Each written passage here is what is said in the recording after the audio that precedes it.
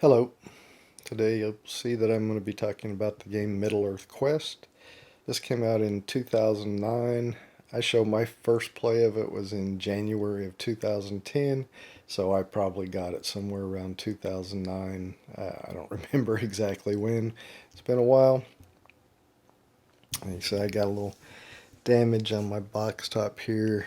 I had a tornado in 2014, so I think that's probably when that got damaged. I'll probably insert a couple of images here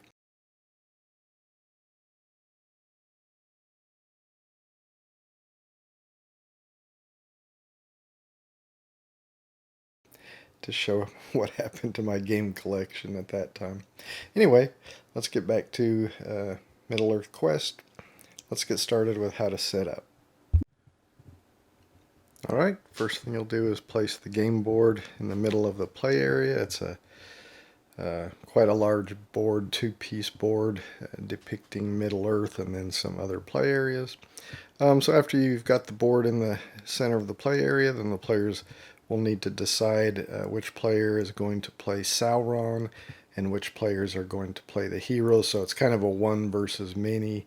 One player will play Sauron, and each of the other players will play a particular hero.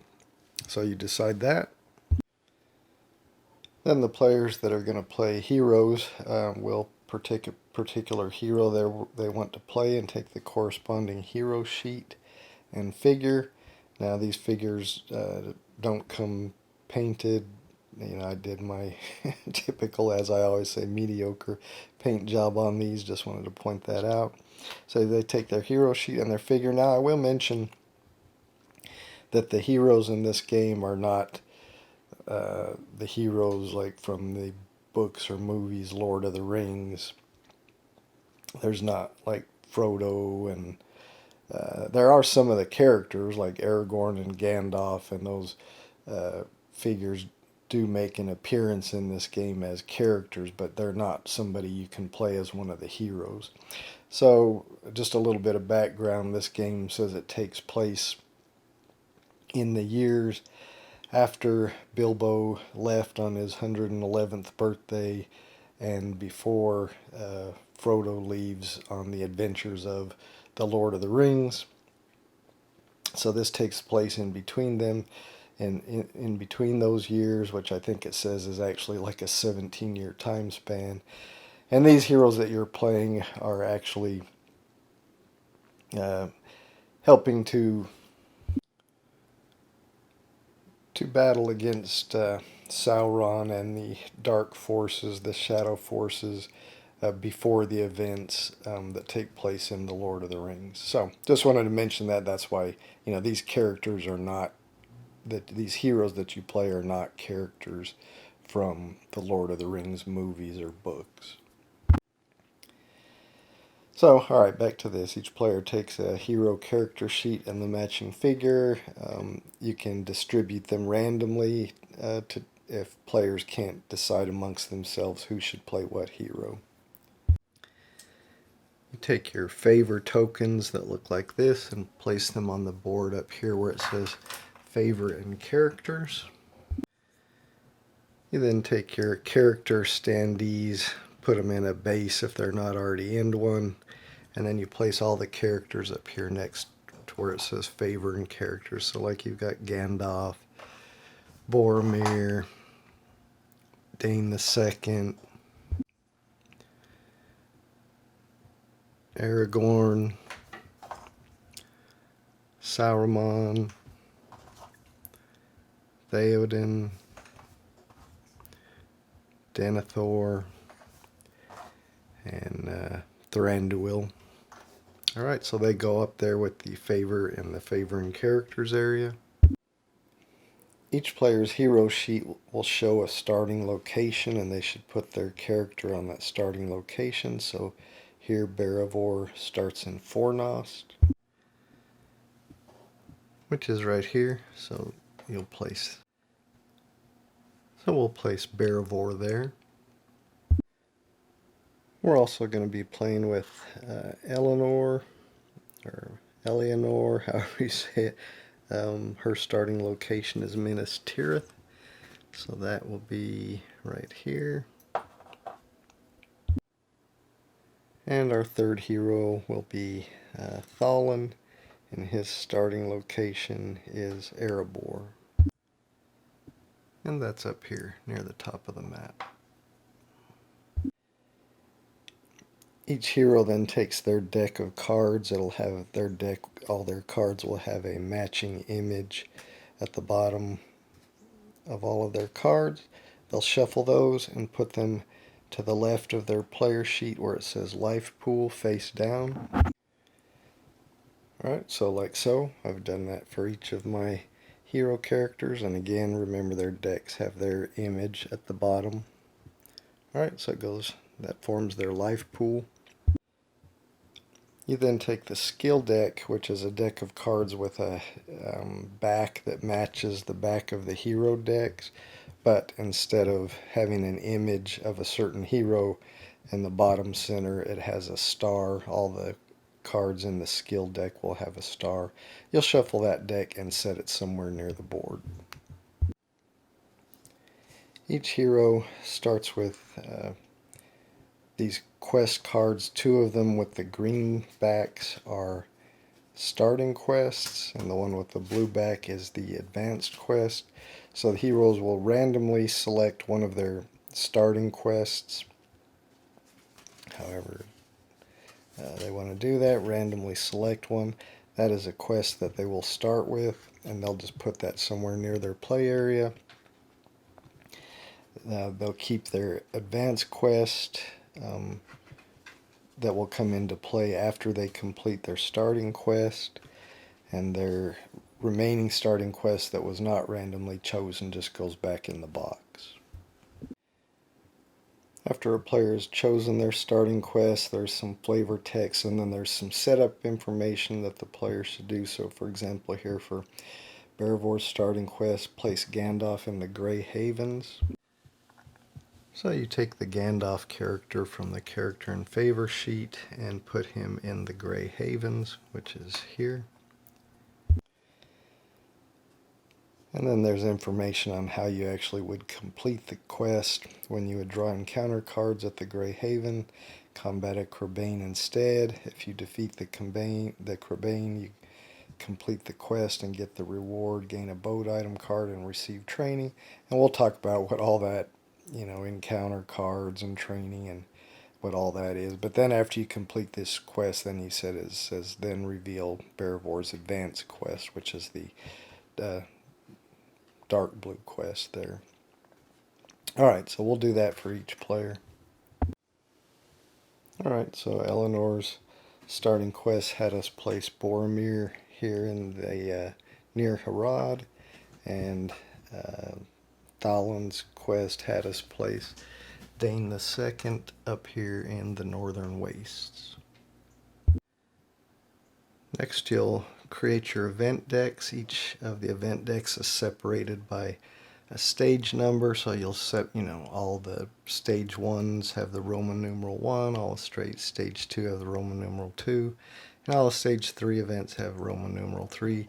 You'll separate those into their different stages, shuffle them, and then just put them up near the top of the board somewhere.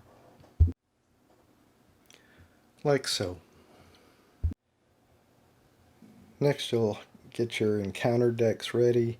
You'll see there's spaces on the game board that match the back of these encounter cards. For instance, these all have the yellow and orange, which they match the Eredor and Endedwaith space on the game board. So you'll find all the encounter cards that match that, shuffle them up, and then place them on that space on the game board. So we'll do that for each of these spaces with all our encounter decks. And our Haven encounter deck, we'll shuffle that and put it on this space of the game board. Alright, so when you're done, you should have 1, 2, 3, 4, 5, and the Haven location. And again, each one corresponds to different regions on the board. As I said, Eriador and Endedwaith, Ruidar, the Green Mountains, Misty Mountains and Mirkwood, Rohan and Gondor, the Brownlands and Mordor. And you can see the gem Rohan is the darker blue gem, Gondor is the lighter blue gem, and those correspond to the gems shown on the locations on the board. So you can see the darker blue gems are in the Rohan locations, whereas the lighter blue gems match the Gondor locations. You then take your story markers, the green one for the free peoples, the yellow, black, and red story markers for the Sauron player, and place them on the start space on the story track at the top of the board. The Sauron player, while the heroes are doing their setup, the Sauron player could be doing his setup, which includes placing these influence tokens in this influence space on the board. The Sauron figure starts with, or the Sauron player starts with 2 of his minions. You can see they have the stage 1 icon there. He starts with 2 of his minions at the beginning of the game, so you can place them in their starting location. So the Black Serpent starts in Nir Harad.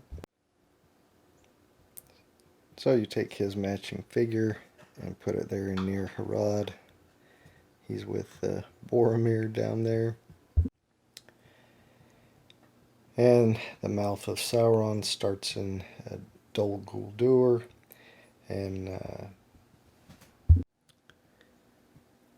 that is located here on the board, so we'll place Mouth of Sauron there.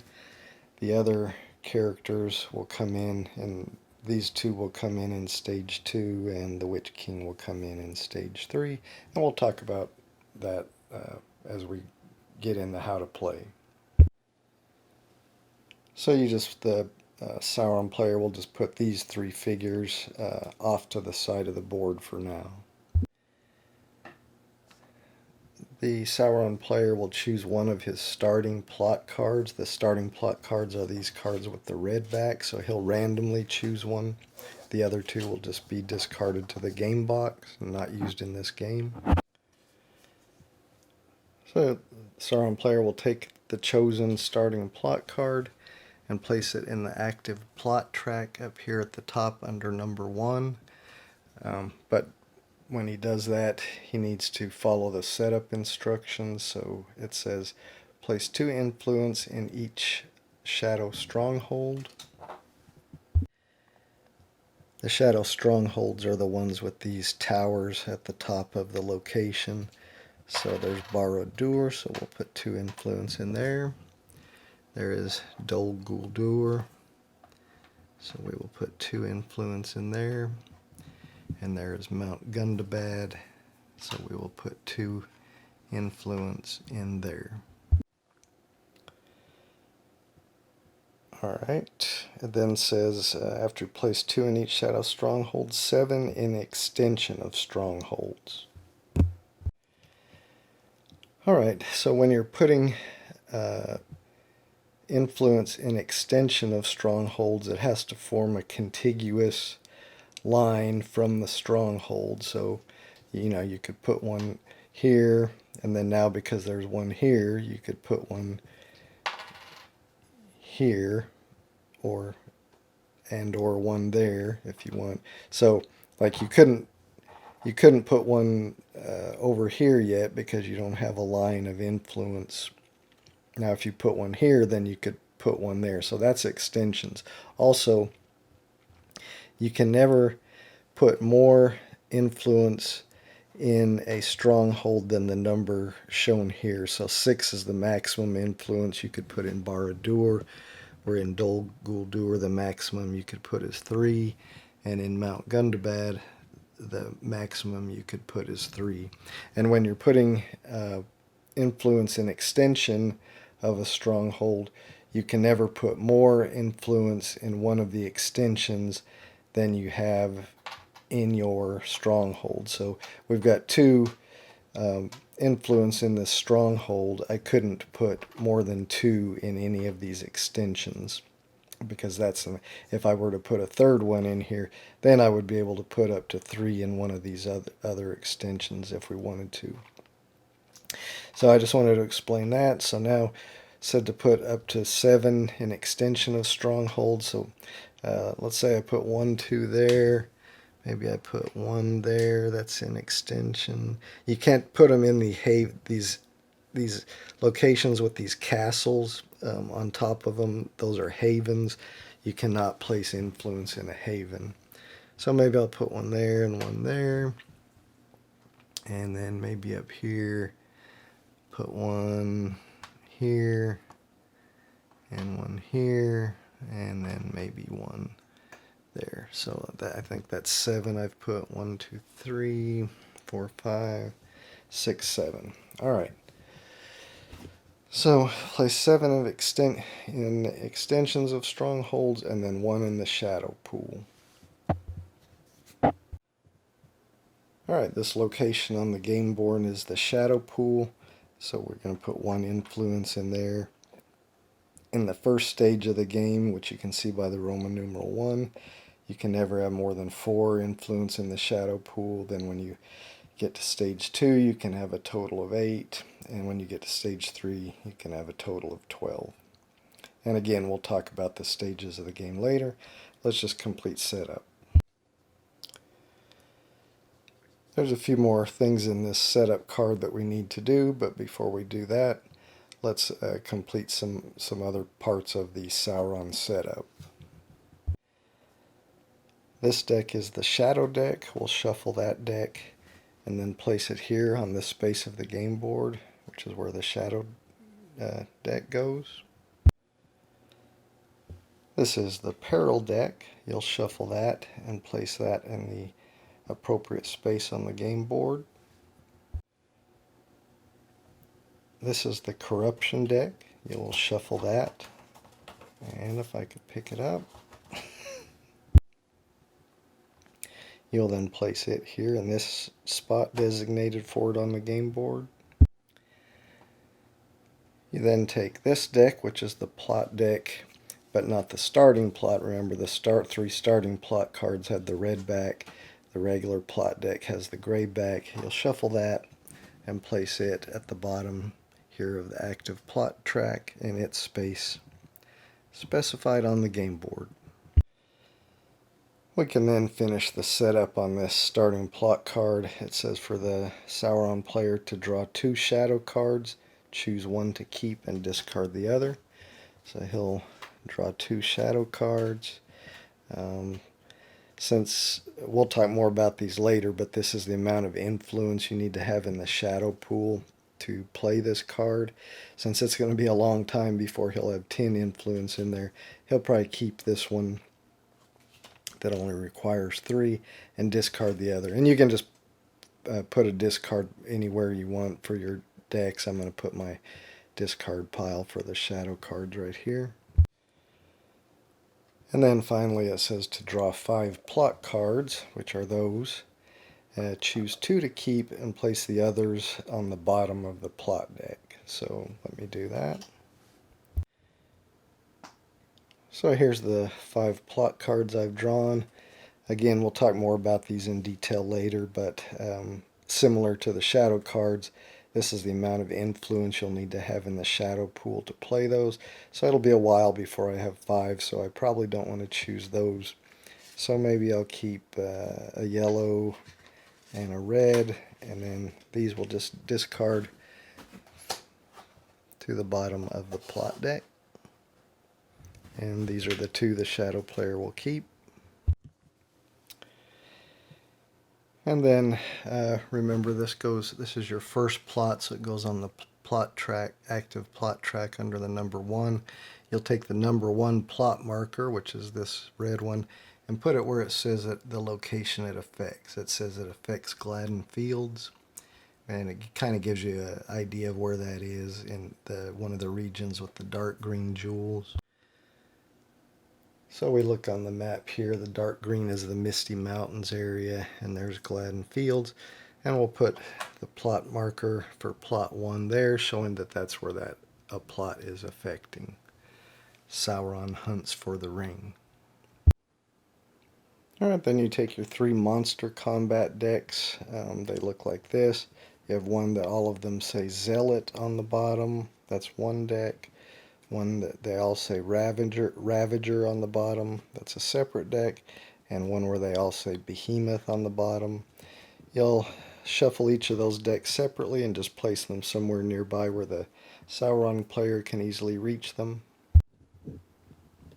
You then take your monster reference cards that has the stats for all the different monsters and just place those somewhere nearby. That doesn't have to be shuffled, but somewhere near where the Sauron player can reach them.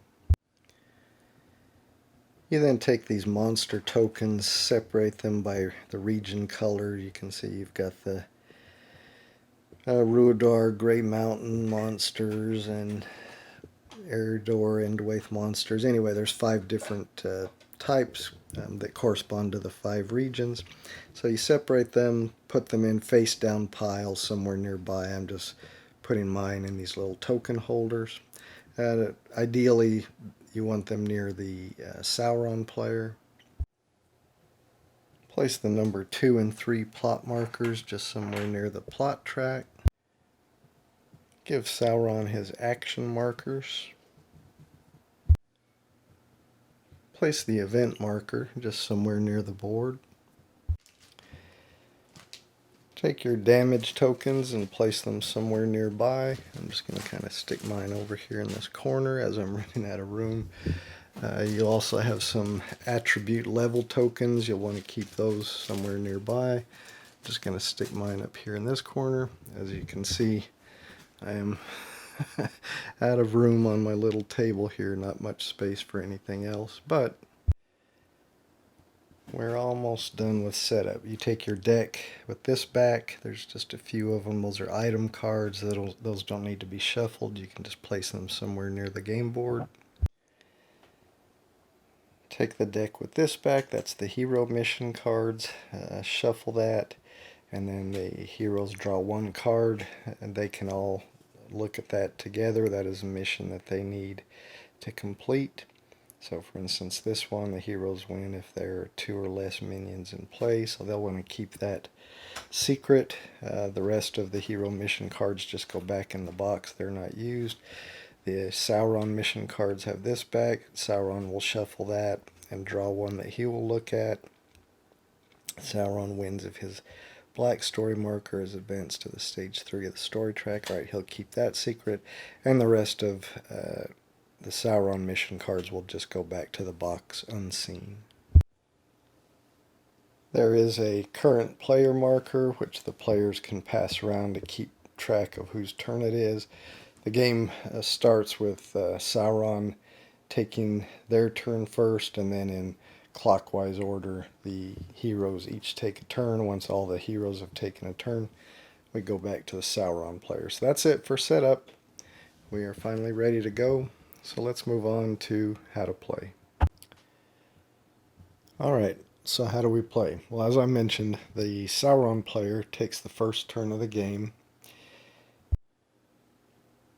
And then in clockwise order, each hero takes a turn, and then we go back to the Sauron turn. So let's talk about Sauron's turn.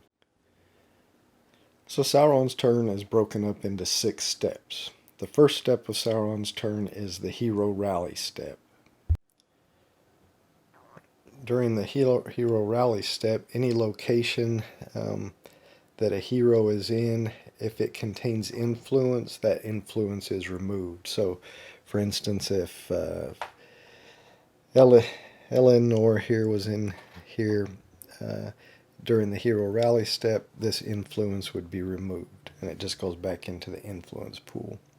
So that happens for the locations where each hero is at. If there's influence in their location, it's all discarded. And this can disrupt contiguous extensions of influence. You know how I mentioned that most influence can only be placed if it's in an extension of influence in a stronghold, a Sauron stronghold. And what can happen is, say this influence was placed here, and maybe Sauron has 3 influence in his stronghold, and so he can have up to 3 influence in any extensions of that stronghold. Well, if Eleanor was here at the beginning of the Sauron turn in the hero rally step, and this influence is removed because that's where she is, then influence in extension, there's no longer a legal extension from that Sauron stronghold, because it's been, cut there. But that does not mean all this influence is removed, but it does get removed down to 1. So anything in excess of 1, when you break the extension from a stronghold, you remove down to 1 influence in there. Now, if a hero is in a Sauron stronghold, that influence at the beginning of the hero rally step, they don't discard the influence there. Alright, the next step in the Sauron turn is the story step. And in the story step, the Free People's story marker will always be advanced 2 spaces. Then Sauron's story markers will advance depending on the plots he has in play. So for instance, at the beginning he's got this 1 plot in play, so his yellow story marker, you see, will advance 1 space. His other 2, because he doesn't have any plots that advance them, will not get advanced right now. But you can see he's got these other 2 plot cards. Like if this one was in play, then his red story marker would advance 2 spaces during the story step. And if he had this plot card also active on the plot track, the yellow one would advance an additional 2 spaces along the story track. So again, in the story step, the Free People's marker always advances 2 spaces, and then depending on what plots are in play, Sauron's story markers will advance, as I showed you. Now, on the first turn of the game, the very first turn of the game, you skip that step. As the story markers advance, you'll see once one gets into the stage 2 space of the story track, then we go into stage 2. Remember, I mentioned you have stage 1, 2, and 3 event cards. You have some of Sauron's minions that come into play, and some in stage 2, and one that comes into play in stage 3. So that's how those stages advance. As soon as one of those story markers moves into the next stage, then you are in that stage. This is also what triggers the end of the game. If one of the story markers reaches the finale space, that triggers the end game, basically, or the finale, which has different ways we check that, and we'll get to that here in a little bit. The other way that can trigger the end game is if all 3 of Sauron's story markers reach or pass this space, which is called the Shadow Falls space. Then that will also trigger the finale. Alright, the next step in the Sauron turn is the plot step. In the plot step, Sauron can do one of 3 things. He can play one of his plots. At the beginning of the game, in this game, he started out with 2. Well, he had his starting plot, but he has 2 in his hand. So he can play one of those if able. He can have up to 3 active plots at the same time. So, he started with this starting plot, and then he can have up to 3. So during the plot step, he can add 1 additional plot if able. Now, as I mentioned, they have a required amount of influence in the shadow pool that's seen here. So this doesn't require any influence in the shadow pool, whereas this one requires at least 2. But then they also may have other requirements. If they do, it will be down here. Now this one doesn't appear to have any other requirements. It just shows where it affects. So like if he played this plot card, it would be a second active plot. He would put the number 2 plot marker in the Sea of Udun, which would be here. and then discard all other active plots with Gollum in their title, which there isn't any, so he wouldn't have to do that. But of course, right now he wouldn't be able to play this one because he only has one influence in the shadow pool, and this one requires two. If he wanted to play this plot card, it doesn't require any influence in the shadow pool. He's got one, so he would meet that requirement. But it says it affects a haven location. Remember, I said haven locations were these locations with these like white castles on them. Affects a haven location of Sauron's choice that does not contain another plot marker and has at least 6 influence adjacent. So right now, none of these havens on the board have 6 influence. This one has 1 influence adjacent to it. This one has none. This one has 2 influence adjacent to it. So he wouldn't. This one doesn't have any. This one doesn't have any, so he wouldn't be able to play this because it doesn't meet the requirements for a location to be affected. But anyway, during the plot step, if he is able to, if he can play 1 additional plot card until he has a maximum of 3. Alright, the other thing he can do in the plot step instead of playing a new plot card is remove a plot card or discard an active plot card. So, he could just remove this one and then remove the plot marker from the location that it's currently affecting. And the reason Sauron may want to do that is because he may want to play on a future turn a different plot that maybe moves one of his story markers better than the one he currently has in play.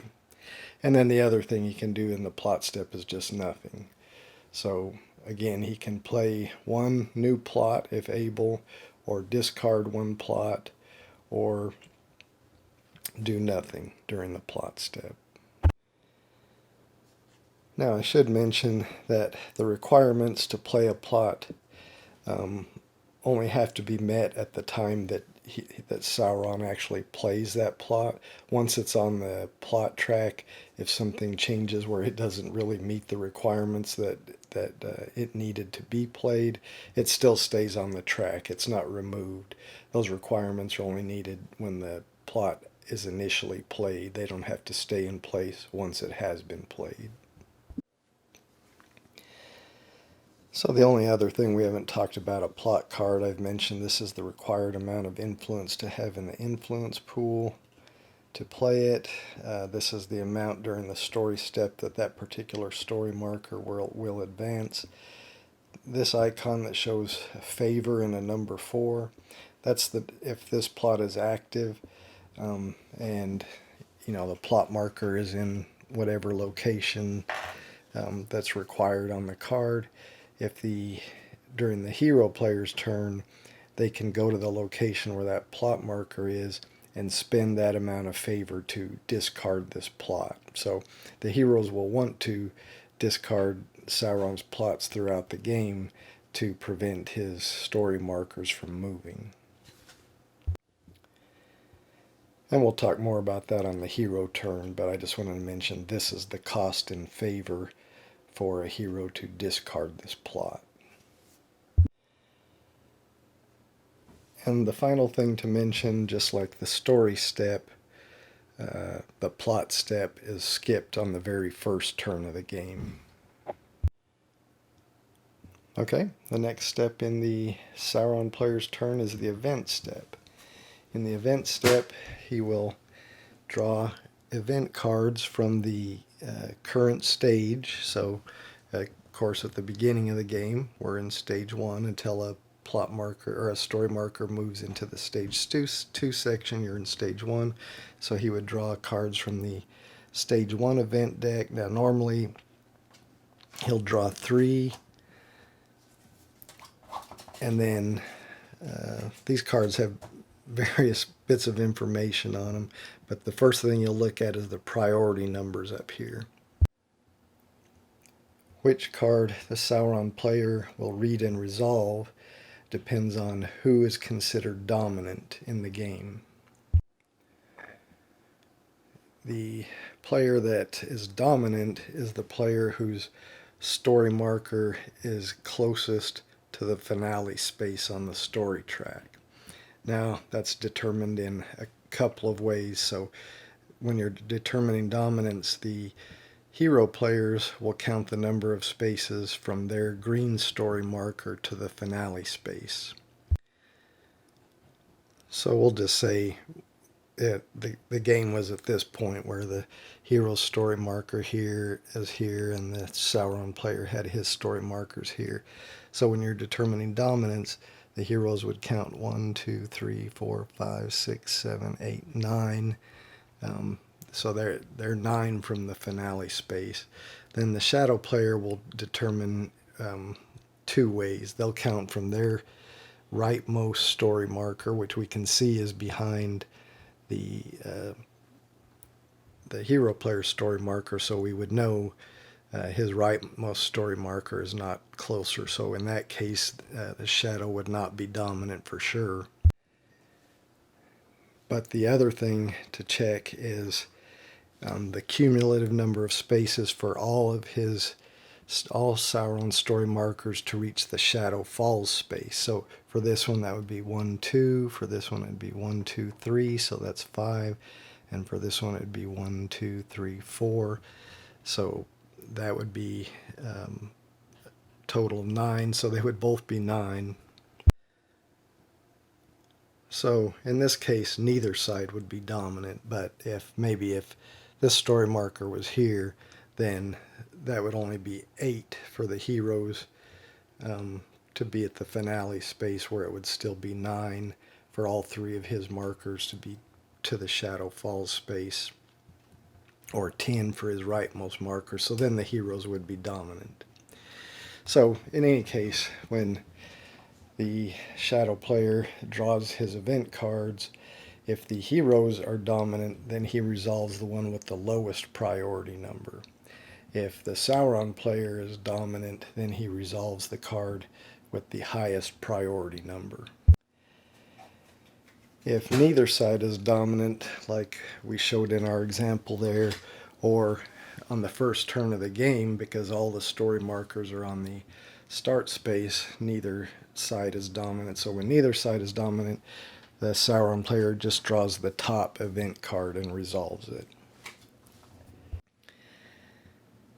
So when resolving an event card, there's some flavor text you can read, and then it usually says something, here Sauron may discard 1 character or 1 favor from a location in Rohan. Now the character is referring to these type of characters, not a hero player. So if there was a character located in Rohan, which is the spaces with the dark blue, if there was a character in one of those, he could discard that and just send it back to the character space. Or if there was if a favor token had been placed in a Rohan location, he could just discard that and put it back there. So the event cards will usually have something for the Sauron player to do there. Then they'll be in this bottom section.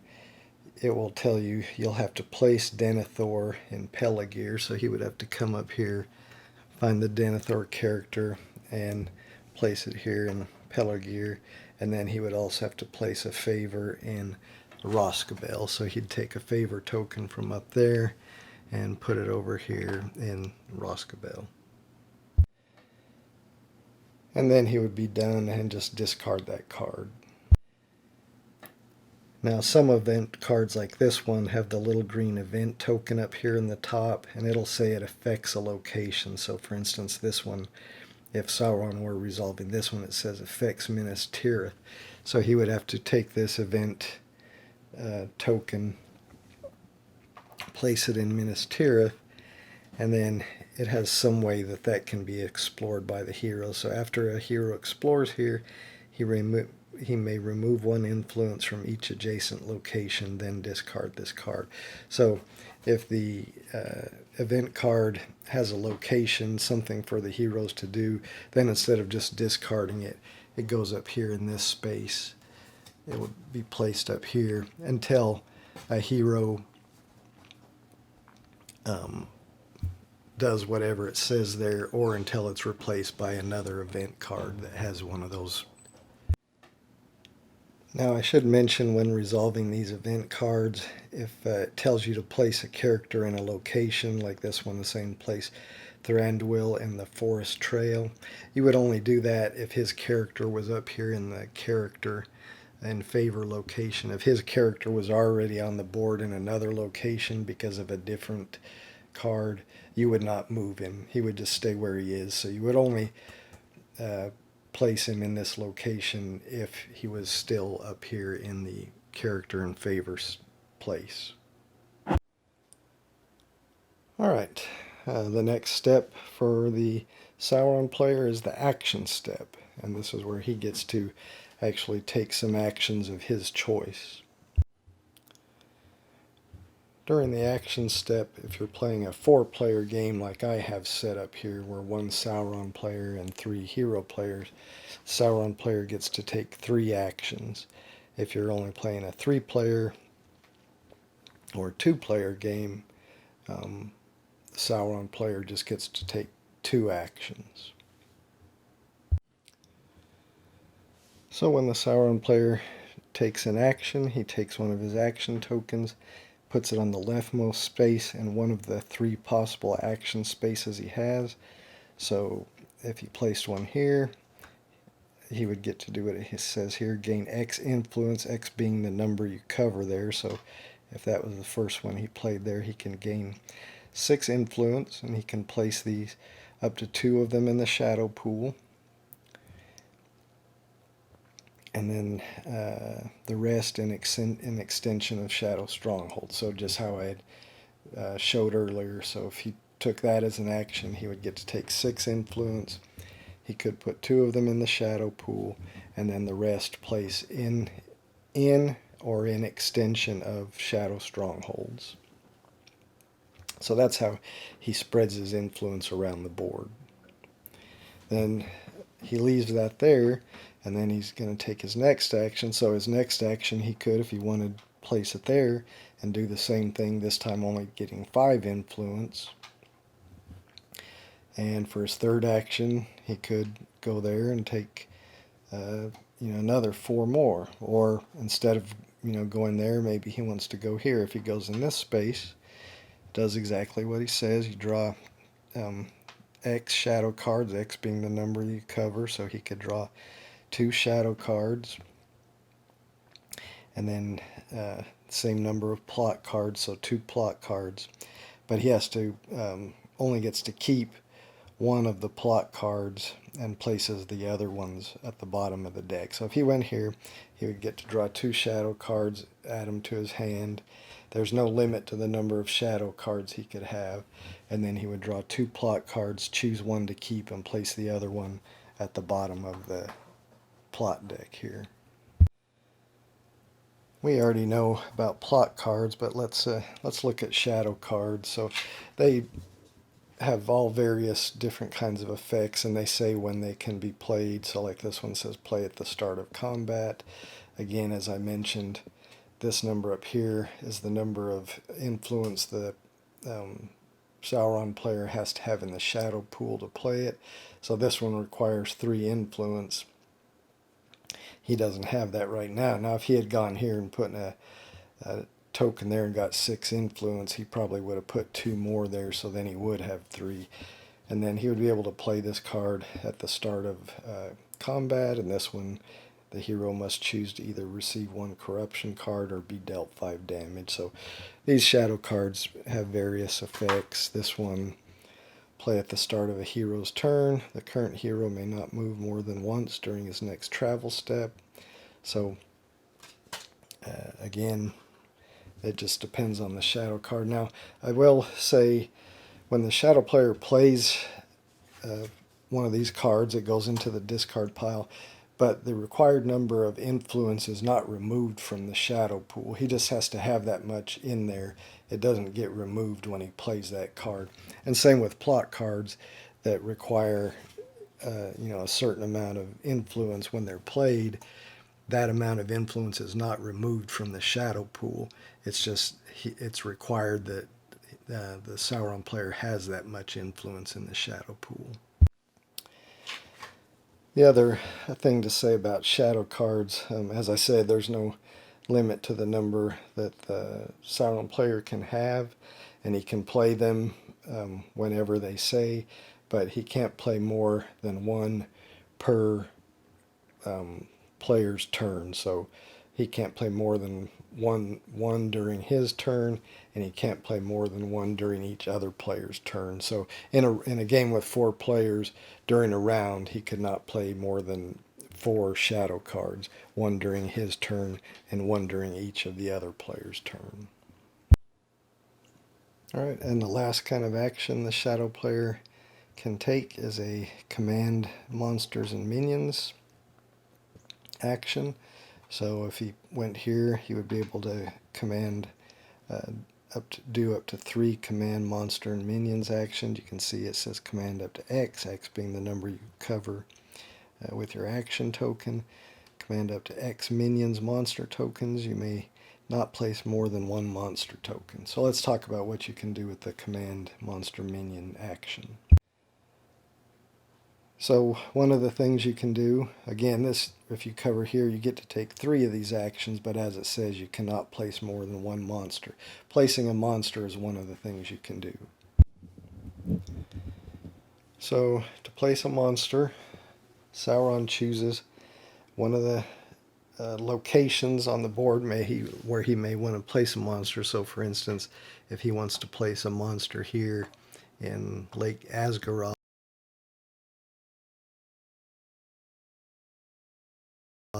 he's got to choose one that comes from that location, the Misty Mountains location, so he would have to choose one from this color pool. Now he chooses one face down. He doesn't, after he chooses it, then he can look at it and see what kind of monster it is. Now it doesn't say what kind of monster it is. You actually have to look at these monster reference cards and match it up to see what kind of monster it is. So you could see that's an orc. So the Sauron player would choose one face down, so he wouldn't know what it was until after he chose it, and then he can put it in the location that matches, either the dark green gem or the light green gem. So if he wanted to put it there, or if he wanted to put it here, he could put it here. Now, when you're placing a monster, you place it face down. The Sauron player can only place a monster where there is an influence token, so he couldn't place it here, for example. He could place it here. So you have to place it where there's at least 1 influence. You cannot place it where there's a hero, so if there was a hero here, even though there's an influence there, he couldn't place it there. So you have to place it where there's an influence, you have to place it where there's not a hero. Now sometimes when Sauron draws a monster, it ends up being blank. Now of course the heroes don't know that, only after Sauron drew it and looked at it and placed it, he would know that's blank. But the heroes don't know that, so they might still try to avoid that location. Later when the heroes are attacked, or ambushed or move into a location with the hero, which we'll talk about, with the monster, which we'll talk about on their turn, that's when these can be revealed and the hero has to actually combat the monster, or if it turns out that it's just a blank one, then it's just discarded. Alright, so that's one thing that a Sauron player can do with a command monster minion action, is to place a monster. As it says here, he can only place one, so even though he's got 3 going here, he's got 3 command monster minion actions, he can only place 1 monster. But with the other 2 actions he's got there, he could move, or he can move a monster, so that's another thing. You can move a monster and minion. Now you can't move a monster you just placed that turn, so he couldn't place this monster with one of his command monster minion actions and then with his second action move it. So you have to move one that was already placed in a previous round. But to move a monster, you just move it to an adjacent location. It has to move to a location that has influence on it. And you could, if he was here, you can move a monster into a location with a hero as long as there's influence there. You just can't, I mentioned you can't place one where there's a hero, but you can move one to where there's a hero. And besides moving monster tokens, you can move your minions that are on the board. And normally they'll just move to an adjacent location. Now some of these, like the Black Serpent, he says he can move 2 locations when commanded to move. So if you used one of your command monster minion actions to move this minion, he could actually move 2 locations. Whereas the Mouth of Sauron doesn't have that ability, so he would just be able to move 1 location. Monsters, as I mentioned, can only move onto locations that contain influence. Minions don't have that limitation. Minions can move into locations, even into havens. They don't require an influence to be there. Now, I should say here that monsters and minions never attack heroes on the Sauron turn. That always occurs on the hero turns, and we'll talk about that when we get there. You can only use one of your commands to move a monster or a minion with each command monster minion action. So, like if Sauron player placed this token here to give him 3 monster minion actions, he couldn't spend one of them to move this minion and then spend another one to move it again. Each one can only be moved once with each command monster minion action turn. And same with monsters. Like I mentioned, you can't place one and then move it. Well, you can't move one and then use your other command monster movement action to move it again. So besides using a command monster movement action to place a monster and move a monster or minion, the other thing you can do is heal a minion. So your minions will get in battle and they have a certain amount of health, and a combat may end where they weren't defeated. Maybe they took 5 damage though, and that damage will stay with them. If you use one of your actions, like if you went here, you used one of your 3 command monster minion actions, you can use one of them to heal a minion, and you can heal up to 4 damage from them, as long as they're not in a location with a hero. If they share a location with a hero, then you cannot heal them.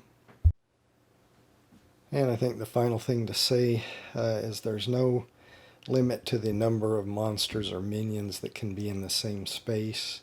So you could have 3 monster tokens in one space, or a minion and 2 monster tokens in one space. There's not a limit that way. Alright, so those are the different types of actions Sauron can take.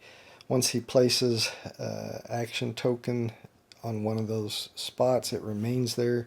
He doesn't get to pick them up till he places his 4th action token.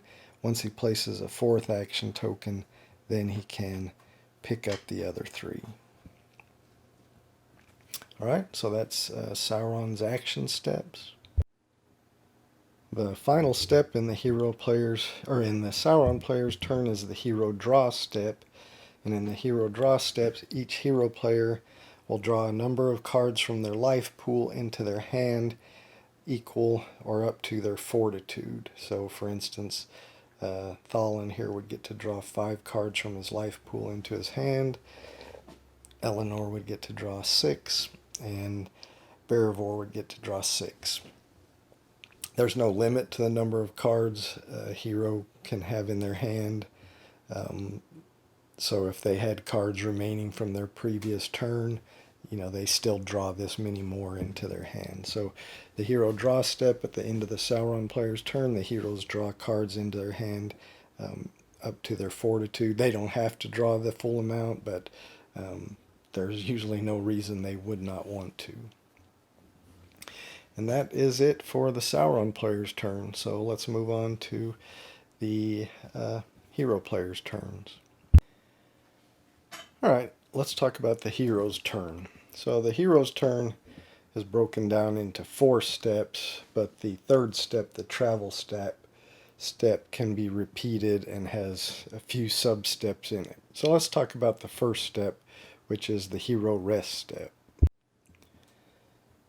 Before we can get into the rest step, there's a few things we should probably talk about. The life pool of the heroes is what it sounds like. It basically represents their life. If a hero runs out of cards in their life pool or in their hand, now remember they drew cards into their hand at the end of the Sauron player's turn in the hero draw step. So this is their hand of cards, which they keep, secret to themselves, and then this is their life pool. Well, as the heroes play and move around the board, which we'll talk about later when we get to their travel step, they'll spend cards, or when they do combat, they'll spend cards, and those cards will get discarded face up into their rest pool. If they take damage from in combat, then they have to discard cards from their life pool or their hand, and those go face down into their damage pool. So as the players take turns, they're going to end up having cards in their rest pool and in their damage pool. So the first step of the hero turn is the rest step. So if the hero wants to rest, they may rest as long as there is not a monster or minion in their location, or as long as they are not in a shadow stronghold, they can rest. So if they're in any other location without a monster or minion, they can rest. And when they rest, what they get to do is shuffle all the cards from their rest pool into their life pool. Also, some effects throughout the game may give players corruption cards. So these have negative effects. So for instance, like if a player had this corruption card, they have this negative effect. When Sauron draws peril cards on their turn, he may draw 1 additional card. Anyway, these corruption cards will get assigned to players through various game effects, and they accumulate and give players, like I said, bad effects.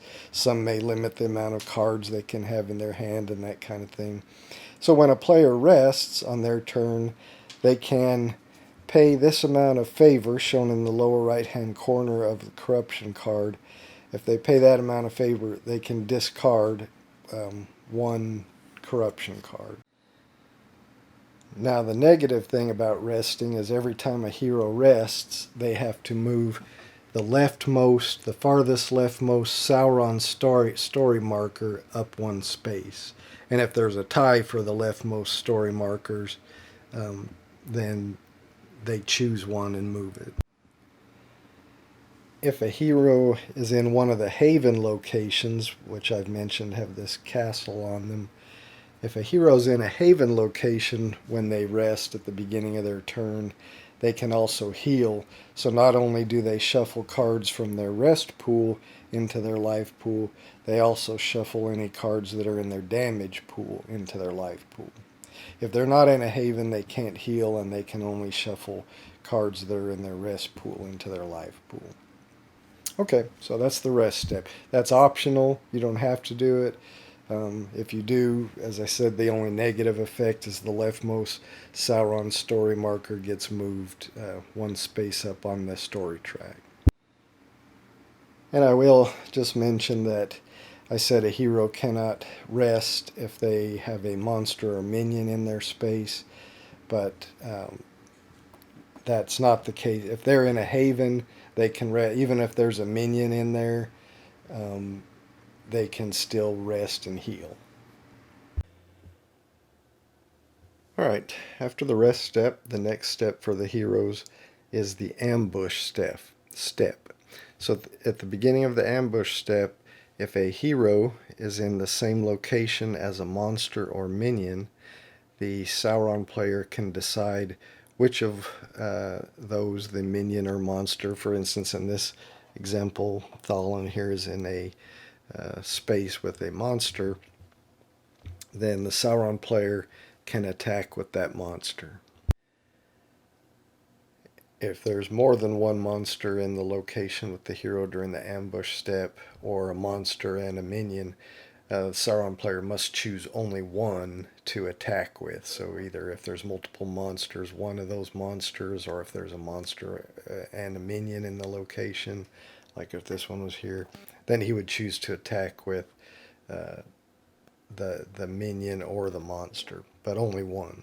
So then the hero has to combat one of those. If for instance it was Thalin's ambush step here, and the Sauron player decided to attack with this monster, he would reveal what it is, and then the Thalin player has to have a combat with that monster. So this is a good time to go ahead and go over combat.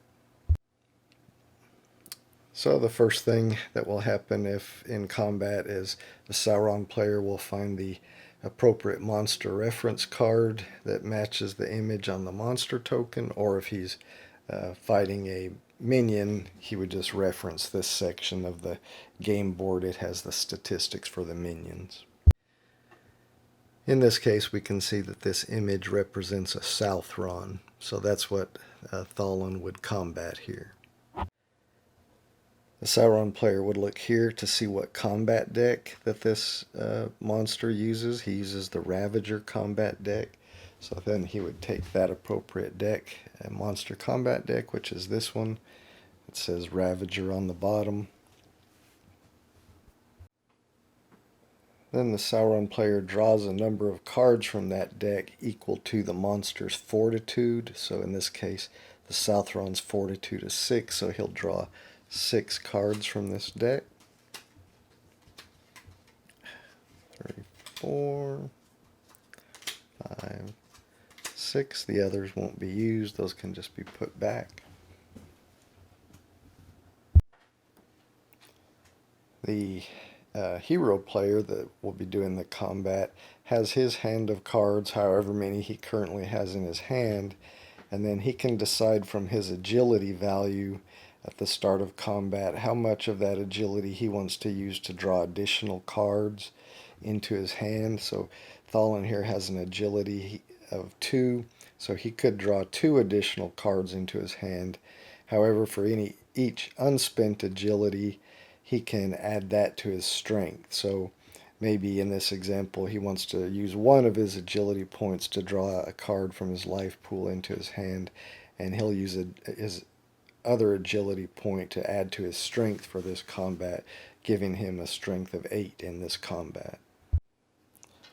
So then you begin your rounds of combat. So each player will choose one card that they want to play in combat. Now the value up here, well, this shows if it's a ranged card or a melee card if it has the swords.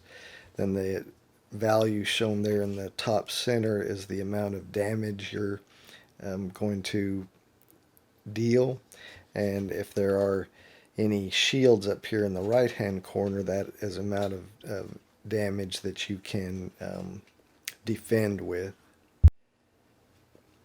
or the defense value. And then there also may be some effect that the card may have, like this one says cancel your opponent's melee card. So if you play this one and the opponent plays a melee card, it's actually canceled.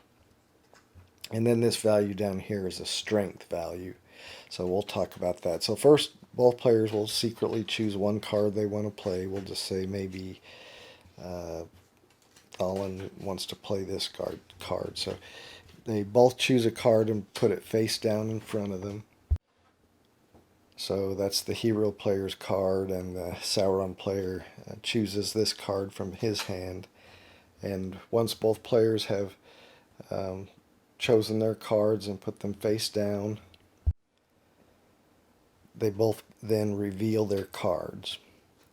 Now the first thing you'll check is the strength value, or the strength cost of the card. If the total strength cost of all the cards you've played is greater than your strength, then you're exhausted and that card you played is immediately canceled. However, if the total cards you've played is not greater than your strength, then you resolve the card. So since this is the first card of the combat round, it's obviously not going to exceed their strength. Remember, Thalin's strength is 8, 7 plus the 1 agility that he didn't use, and he's only using a 1 strength cost card, so he definitely has not exceeded it. The Southron's strength is only 3, but he's playing a 2 strength card, so he's not exceeded his strength. So neither card is canceled, neither one of the combatants becomes exhausted, and then you apply any effects. So this one just says this card cannot be canceled. This one says if you deal at least 1 damage this round, deal 2 additional damage. Alright, so then Thalin's card does 3, has a 3 attack value. There's no defense value, so the Southron is going to take 3 damage. He can take up to 4 damage, so you just put a 3 damage token on there to show that he's taken 3 damage. Now, the Southron did 2 attack value. Thalin's card has no defense, so none of that is blocked, so he does 2 damage. But if he deals at least 1, he does 2 additional damage, so he would deal 4 damage to Thalin. So when a hero takes damage, they have to discard cards from their life pool equal to the number of damage they take. So he's got to discard 4 cards from his life pool into his damage pool. If a hero ever has no cards in their life pool or in their hand, then they're defeated. If a monster or minion ever takes damage that equals or exceeds their life value, then they're defeated. But in this case, neither was defeated, neither is exhausted, because remember, they're exhausted if the strength value of the cards they've played exceeds their strength. So in this case, we would have another round of combat, so each player would choose another card and place it face down. So maybe the Thalin player would choose this one and put it face down. The Shadow player chooses a card and puts it face down. Once both players have chosen their card, they reveal them.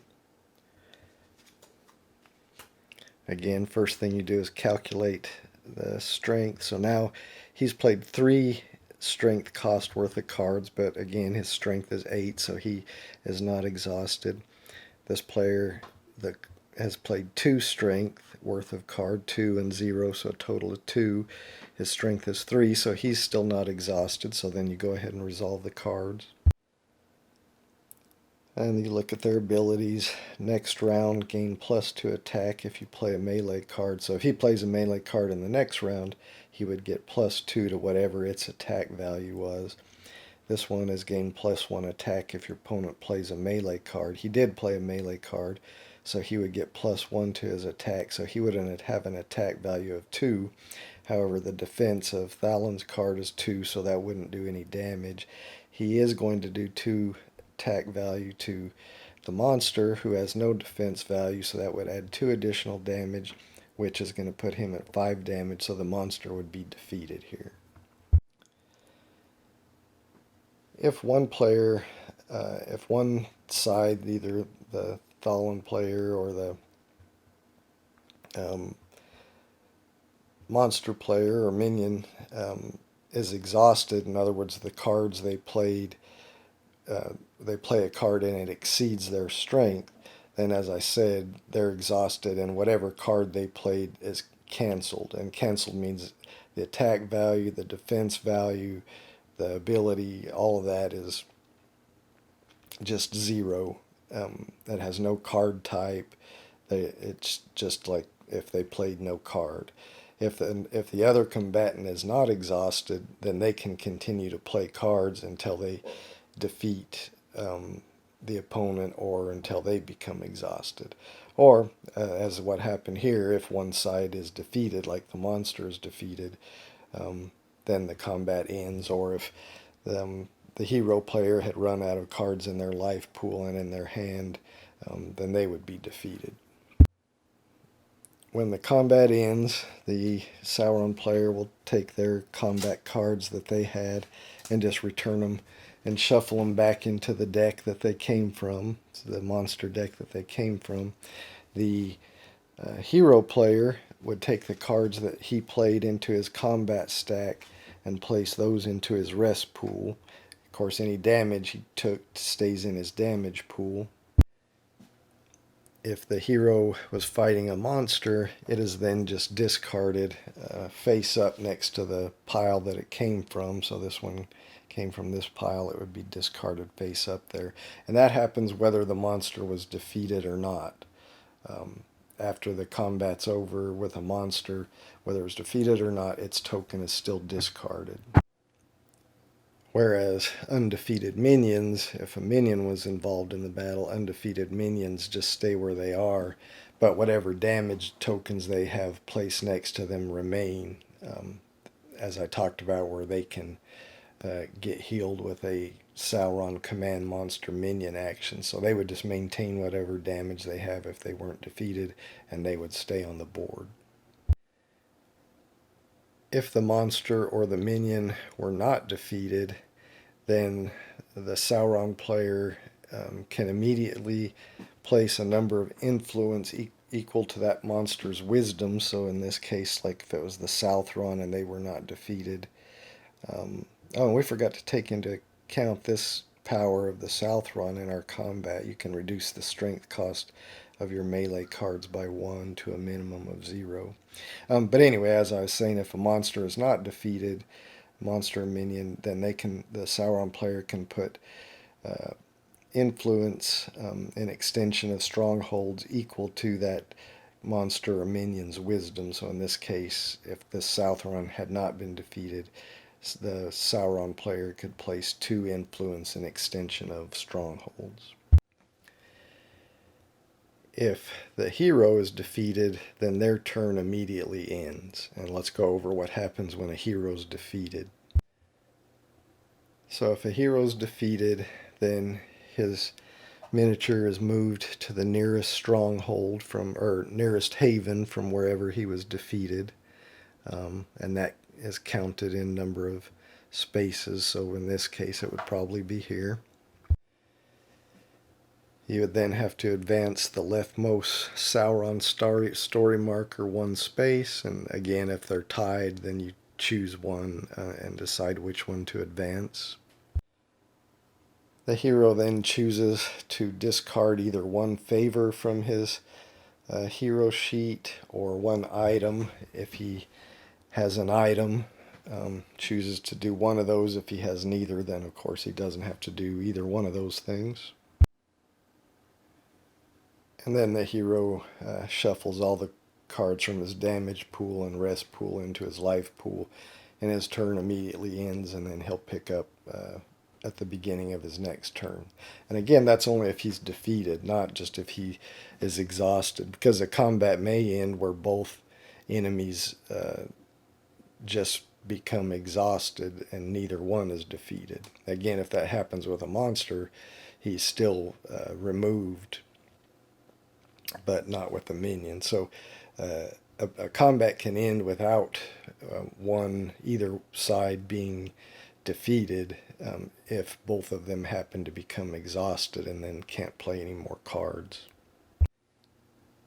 And combat with minion is the same. I mean, there's their fortitude value, their strength value. They may have some abilities like this one at the start of a battle, the hero draws one corruption card. So, but otherwise it works just the same as combating a monster. And if whenever a minion is defeated, um, its health, its damage equals its or exceeds its health value, then it's removed from the game board, except for the ring wraiths, and you'll see they have a power. If defeated, they return to Minas Morgul at the start of the Sauron player's action step. Alright, so that's the ambush step. So again, in the hero's turn, the first thing is the rest step. Then in the ambush step, if there's a monster or minion in their location, then they have to combat that. Now, if they are in a haven location during the ambush step and there is a minion in that location with them, they have the choice of whether they want to allow the combat or not. They don't have to do the combat if they're in a haven location. But otherwise, in any other location, they have to do the combat if there is a monster or minion in their location. All right, after the ambush step, then we move on to the travel step. All right, so during a hero's travel step, he can use the cards, or they can use the cards in their hand to move to adjacent locations. And they can do this as much as they like, as long as they have the cards that allow them to do it. So to travel between locations, for instance, say if it's the Thalin player's turn and it's his travel step and he wants to move here, you'll notice that the cards that they have, the same cards they use for combat, all these hero cards, they have little icons in the bottom right hand corner. So if he wants to move to this location, he can spend one card that has a forest icon, which he does not have. Or instead, since he doesn't have a forest icon, he can spend any two cards to move to this location. So he could, for instance, spend this one and this one, discard them.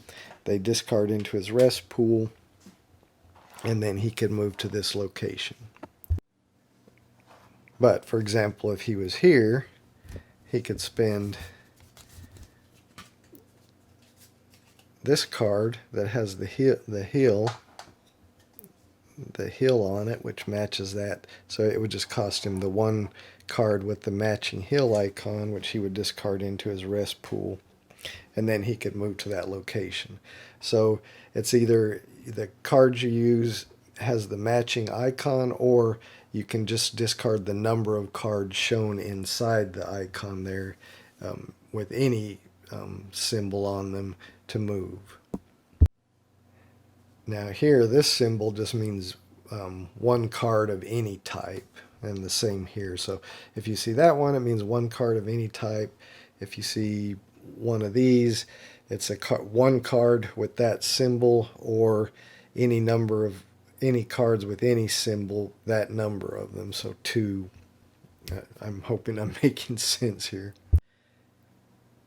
And moving across water paths is the same. You can discard one card with a sun symbol on it, or any two cards to move from here to here. The only difference is you can get an item that's a boat item, and if you have a boat item, when you're moving along water paths, you can just discard any one card to move along a water path. Alright, so after you've discarded a card or cards to move from one location to another location, when you enter that location, if it's got a monster in it, or if it's perilous, then you have a problem. So if a monster or minion is in a location you move into, then you have to immediately combat that monster. Or if that location is perilous, which a location is perilous if it's one like this that has these spikes on it, like a stronghold or one of these. Those are permanently perilous locations, so those are perilous to anybody. Or if it's a regular location and the number of influence in it exceeds the hero's wisdom, then that location is perilous to that hero.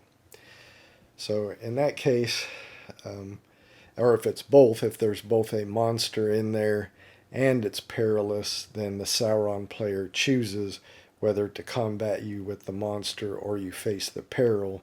If it's just a monster or minion, then you combat that monster or minion, or if it's just perilous, there's no monster or minion in there, then you face peril. And when you face peril, the Sauron player will draw three peril cards from this deck and choose one that matches your location for or to resolve. So, for example, we'll say Thalin moved to this location. It's got two influence in it. His wisdom is only one, so the number of influence exceeds his wisdom, so that location is perilous to him. There's no monster or minion in there, so he doesn't have to do a combat, but a location is perilous to him. So the Sauron player will draw the top three peril cards and then look for one that matches his location and then resolves that. So this is any location in the Misty Mountains or Mirkwood. Well, he is in Mirkwood. You can tell that because it's got the light green gem, which matches Mirkwood. So the Sauron player could choose to resolve that one. This one says Barad-dûr. He's definitely not in Barad-dûr. That's down here. So he could not choose to resolve that one. And this one says Ruins of Angmar. Well, he's not in Ruins of Angmar. That's up here. So he would have to choose this one. If there was more than one that met the location requirements, he could choose among them which one he wants. And then usually it gives something good for Sauron and bad for the hero. Like this one, add 2 influence to the shadow pool. Sauron may then place 1 influence and 1 monster token on any location in the hero's current region, excluding the hero's current location. So that means the region would be Mirkwood, but not his exact location. And then those drawn peril cards are just discarded. You just make a discard pile somewhere for your peril cards. But if you move into a location that is not perilous and does not have a monster, then you don't face any combat or peril. And you can just explore that location. So when you explore a location, if there is any favor there, you can pick it up. Remember, event cards and encounter cards and other things may put favor in locations. So if you explore a location that has favor, you can pick it up and put it on your sheet. If there is a character in that location, you can consult the character. When you consult the character, it gives you, each one has different choices. It has a number of favor on it, which you can take that number of favor, or you can do whatever it says at the bottom. So for instance, with Thranduil, you can remove 2 influence from the shadow pool. But each character is different. It's always going to have a number of influence you can get, but then the bottom thing it allows is going to be different per character. But you can only do one of them. You can either take the influence or do whatever it shows on the bottom of that character. In either case, once you've consulted the character, you remove it from the board and put it back in the character in favor spot. You also have the option to do what's called choosing a dark path. If you've got 3 or fewer corruption cards already, you can choose to gain a corruption card and also gain 1 favor.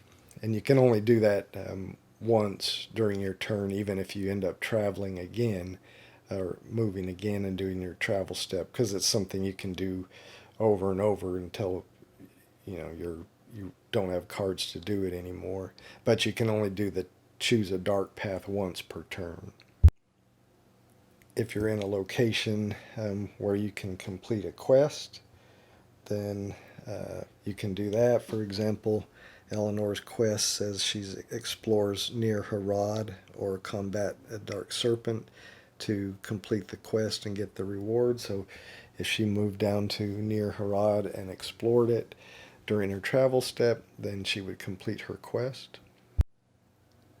If you've moved into a location with a Sauron plot marker, when you explore that location, you can discard the required number of favors shown on the plot card and discard that plot. If you move into a location with another hero, you can trade with that hero. You can trade items, which, I mentioned that you get from the item cards, which are like boats or elven cloaks or other things. So you can trade items, you can trade favor, you can trade quests, but not your starting player, not a player's starting quest or advanced quest, but there's other ways to get quests through encounter cards, so you can trade those kind of quests to other players. Once you've explored a location that you moved to, if you still have additional cards that you want to and can spend, you can then move again. And then it's the same once you move into a new location. If it's got a monster or minion, you have to combat it, or if it's perilous, that the Sauron player will draw peril cards. If during your travel step you ever do face a monster or minion and you do not defeat it, then your turn immediately ends and you cannot continue traveling or have an encounter. But if that doesn't happen, once you finally decide to quit traveling and end your turn in a location, the final step of a hero's turn is the encounter step. So when you finish traveling and you're ready to end your turn in the encounter step, as long as you're not in a perilous location, you'll then draw 3 cards that match the location you're currently in. So in this case, he's in the Mirkwood, so he would draw 3 encounter cards from the Misty Mountains in Mirkwood. And then you resolve the one with the lowest priority number that matches your location. So this one is any locations in the Misty Mountains. He's not in the Misty Mountains. He's in Mirkwood, so he wouldn't resolve that one. This one is any location in the Misty Mountains. Again, he's not in the Misty Mountains, so he wouldn't resolve that one. This one is any location, so he would end up resolving this one. Now, if none of them match your location, you won't resolve any of them. And if more than one matches your location, then you resolve the one with the lowest priority number. And after you do that, you just discard them unless it's a quest, in which case you'll just keep it with you until you complete the quest. And just to mention again, you do not do the encounter step if you end your turn in a perilous location. Now, if you end your turn in a haven, you draw from this deck for your encounter deck, not one of these decks.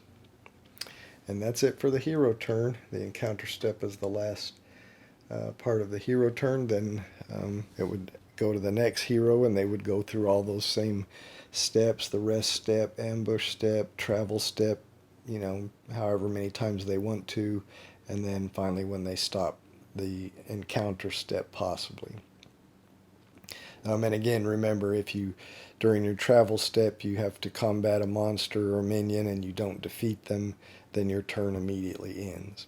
So that will go through for each hero, and then finally you'd come back to the Sauron player turn and they would do their Sauron turn again. So that continues until, as I mentioned early on, one of the story markers reaches the finale space, or all 3 of Sauron's markers manage to meet or pass the Shadow Falls space, and then that triggers the finale. So let's talk about the finale. Alright, so once the finale is triggered, either by somebody's story marker reaching the finale space during the story step, or by all 3 of the Sauron story markers reaching or passing the Shadow Falls space during the story step.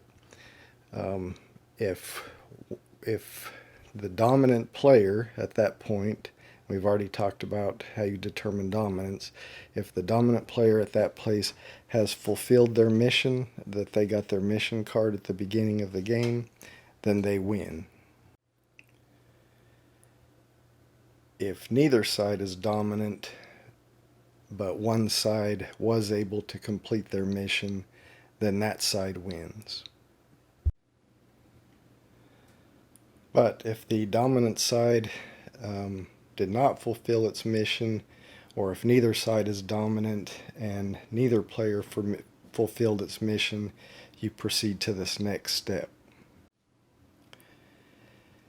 If one side was not dominant, but they did fulfill their mission, then they advance their story marker one space, or if it's the shadow player, he advances each of his story markers one space. Then, if the ring wraiths had any damage on them, it is removed. All the hero players shuffle all of their cards from their damage pool and rest pool into their life pool, and then draw cards in their hand up to their fortitude. Then if the Sauron player is currently dominant, the ring wraiths gain an amount of health and fortitude equal to the number of spaces away that the hero story marker is from the finale space. So if the hero story marker was 2 spaces away from the finale space, then the ring wraiths would have a fortitude of 10 and a health of 11. However, if the heroes are dominant, then the ring wraith's health and fortitude is decreased by the lower of 2 numbers, either the number of spaces away the closest, the farthest story marker of the Sauron player is from the finale space, or the cumulative number of spaces the remaining markers are that have not reached the Shadow Falls space, the cumulative number of spaces that it would take them to reach the Shadow Falls space. So whichever one of those is lower, that's how much the ring wraith's fortitude and health is lowered if the hero players are dominant. Then the heroes choose one player to be their champion, whichever one they want to fight the ring wraiths. That hero will fight the ring wraiths, and if the heroes defeat the ring wraiths, then they win the game. If the ring wraiths were not defeated, then the Sauron player wins the game. Alright, and then I just want to talk about a few other things. There may, from some card effects, a hero may receive training. When a hero trains, remember we set aside this skill deck at the beginning of the game. The cards look like the hero cards, but they have this star at the bottom. So when a hero is told to receive training, they draw the top 2 cards from this skill deck. They choose one and add it to their hand, and the other card is discarded. If they're told to receive an item, a certain item like a boat or something, they just pick up this item deck and look for it. So, there's elven cloak, boat, horse. So there's a few items that they can receive, and if they do, they just take the card and it tells what the effect is of that item. If a character, some card effect tells a character they gain a level in one of their attributes like fortitude, strength, agility, and wisdom, they just go through these level up icons that are double-sided and find the one that's the next level up. So like if Eleanor here gained 1 level of strength, she would find this and put the strength 6 there over her strength 5. And with that, I think we've covered how to play the game. So I will just make sure everything is back how it was right after setup, and then we'll go through probably just one example round since this game has gone very long, but maybe one example round, and then anything we weren't able to show, I'll play ahead until I can show that. Of course, I do want to show one full combat probably, and then just some heroes moving around the board. So let me get set back up and we'll go through some example rounds.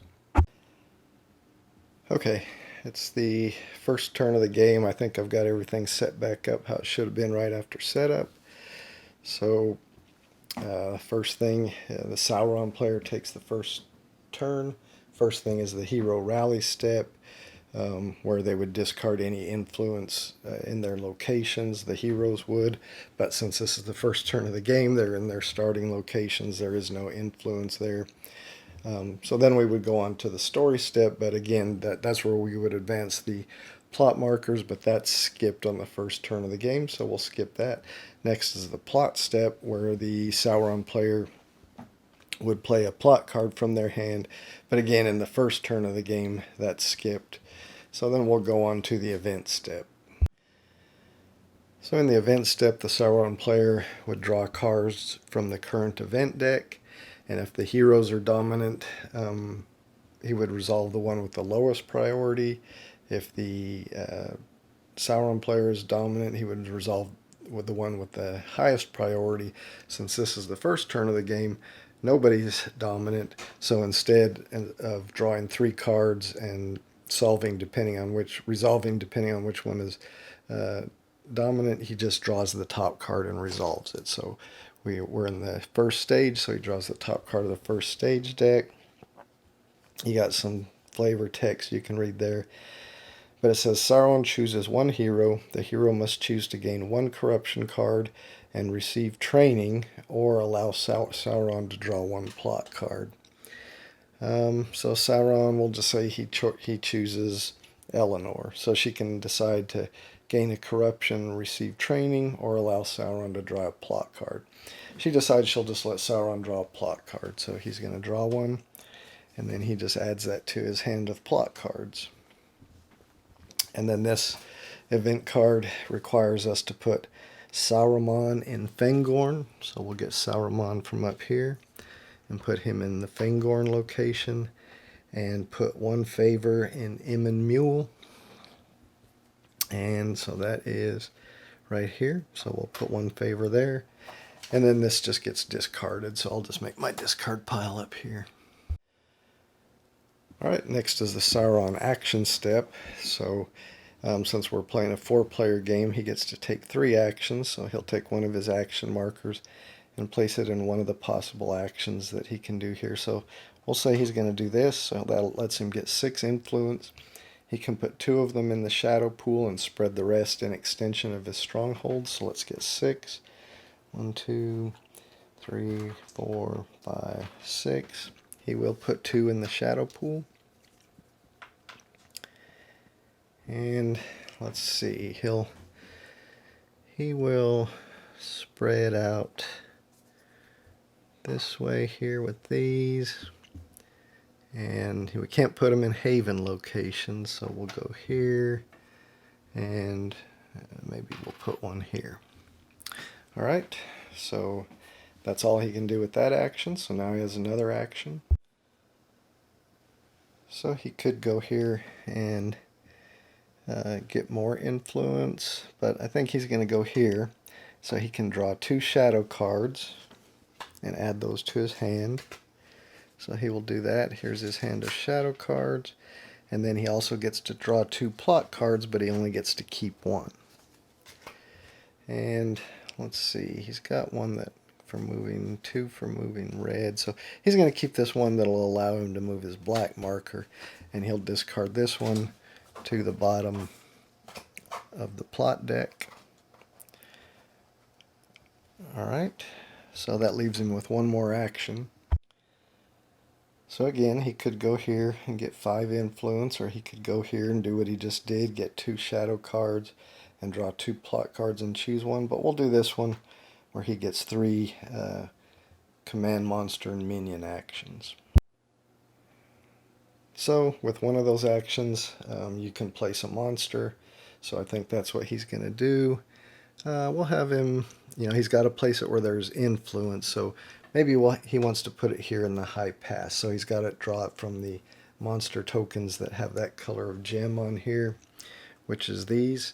So he just draws one. You could, if you have them in a stack, you would draw the top one.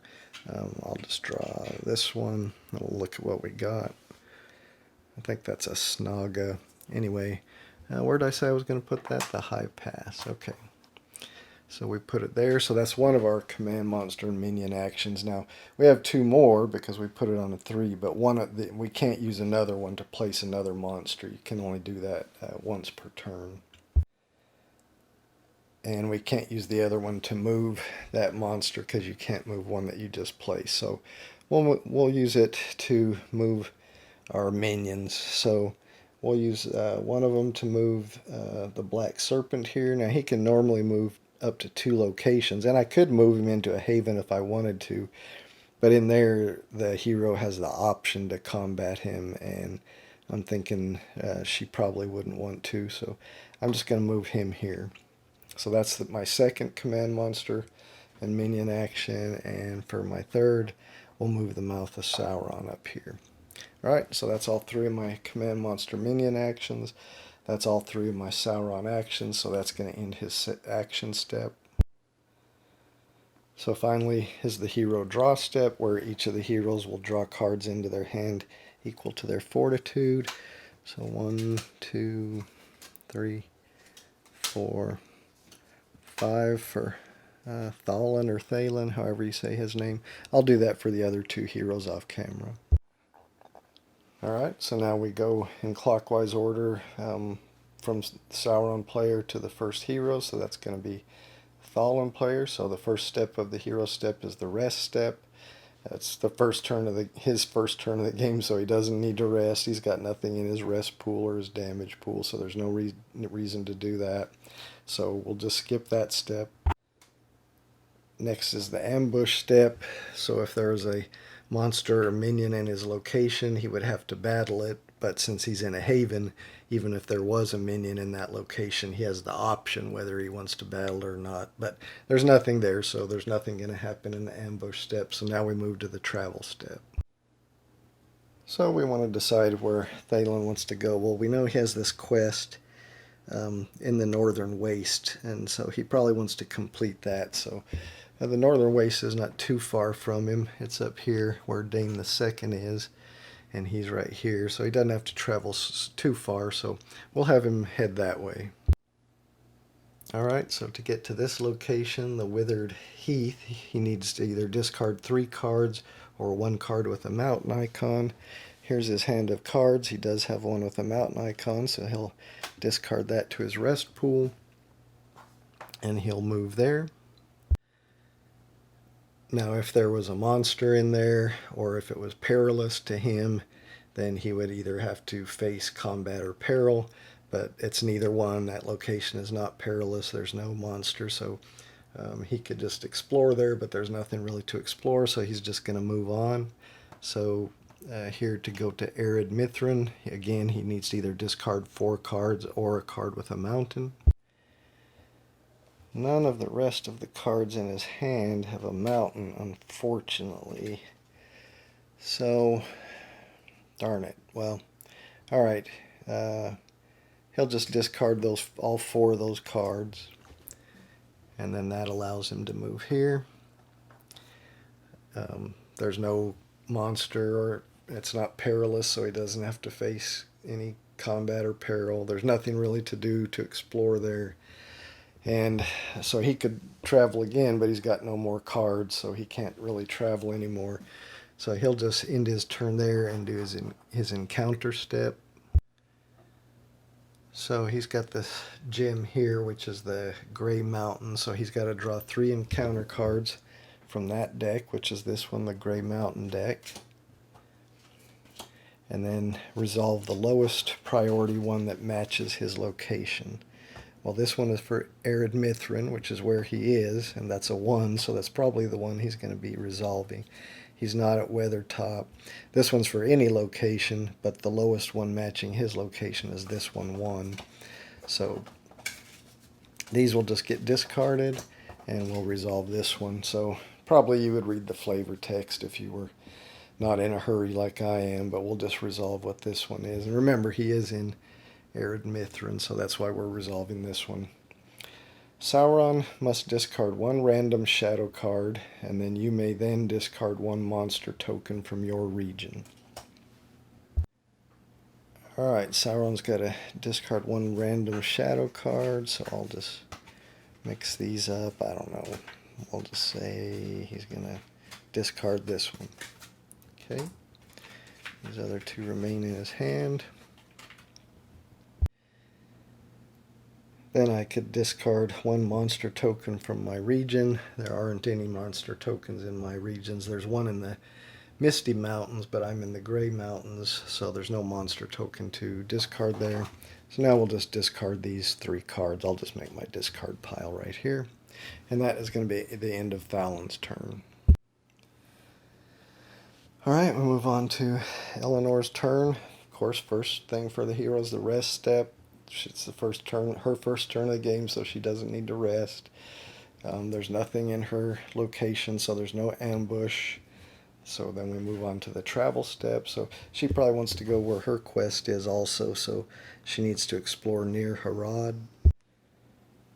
So she's here in Minas Tirith. She just needs to go down here to near Harad. So she either needs a card with a hill icon or any 2 cards. So we'll see what she's got. Well, there's one with a hill. Alright, so she'll discard that. That lets her move here. There's no monster. It's not perilous, so no combat or peril. There's nothing really to explore. So she's just going to move on. So she needs a card either with a sun icon or any 2 cards.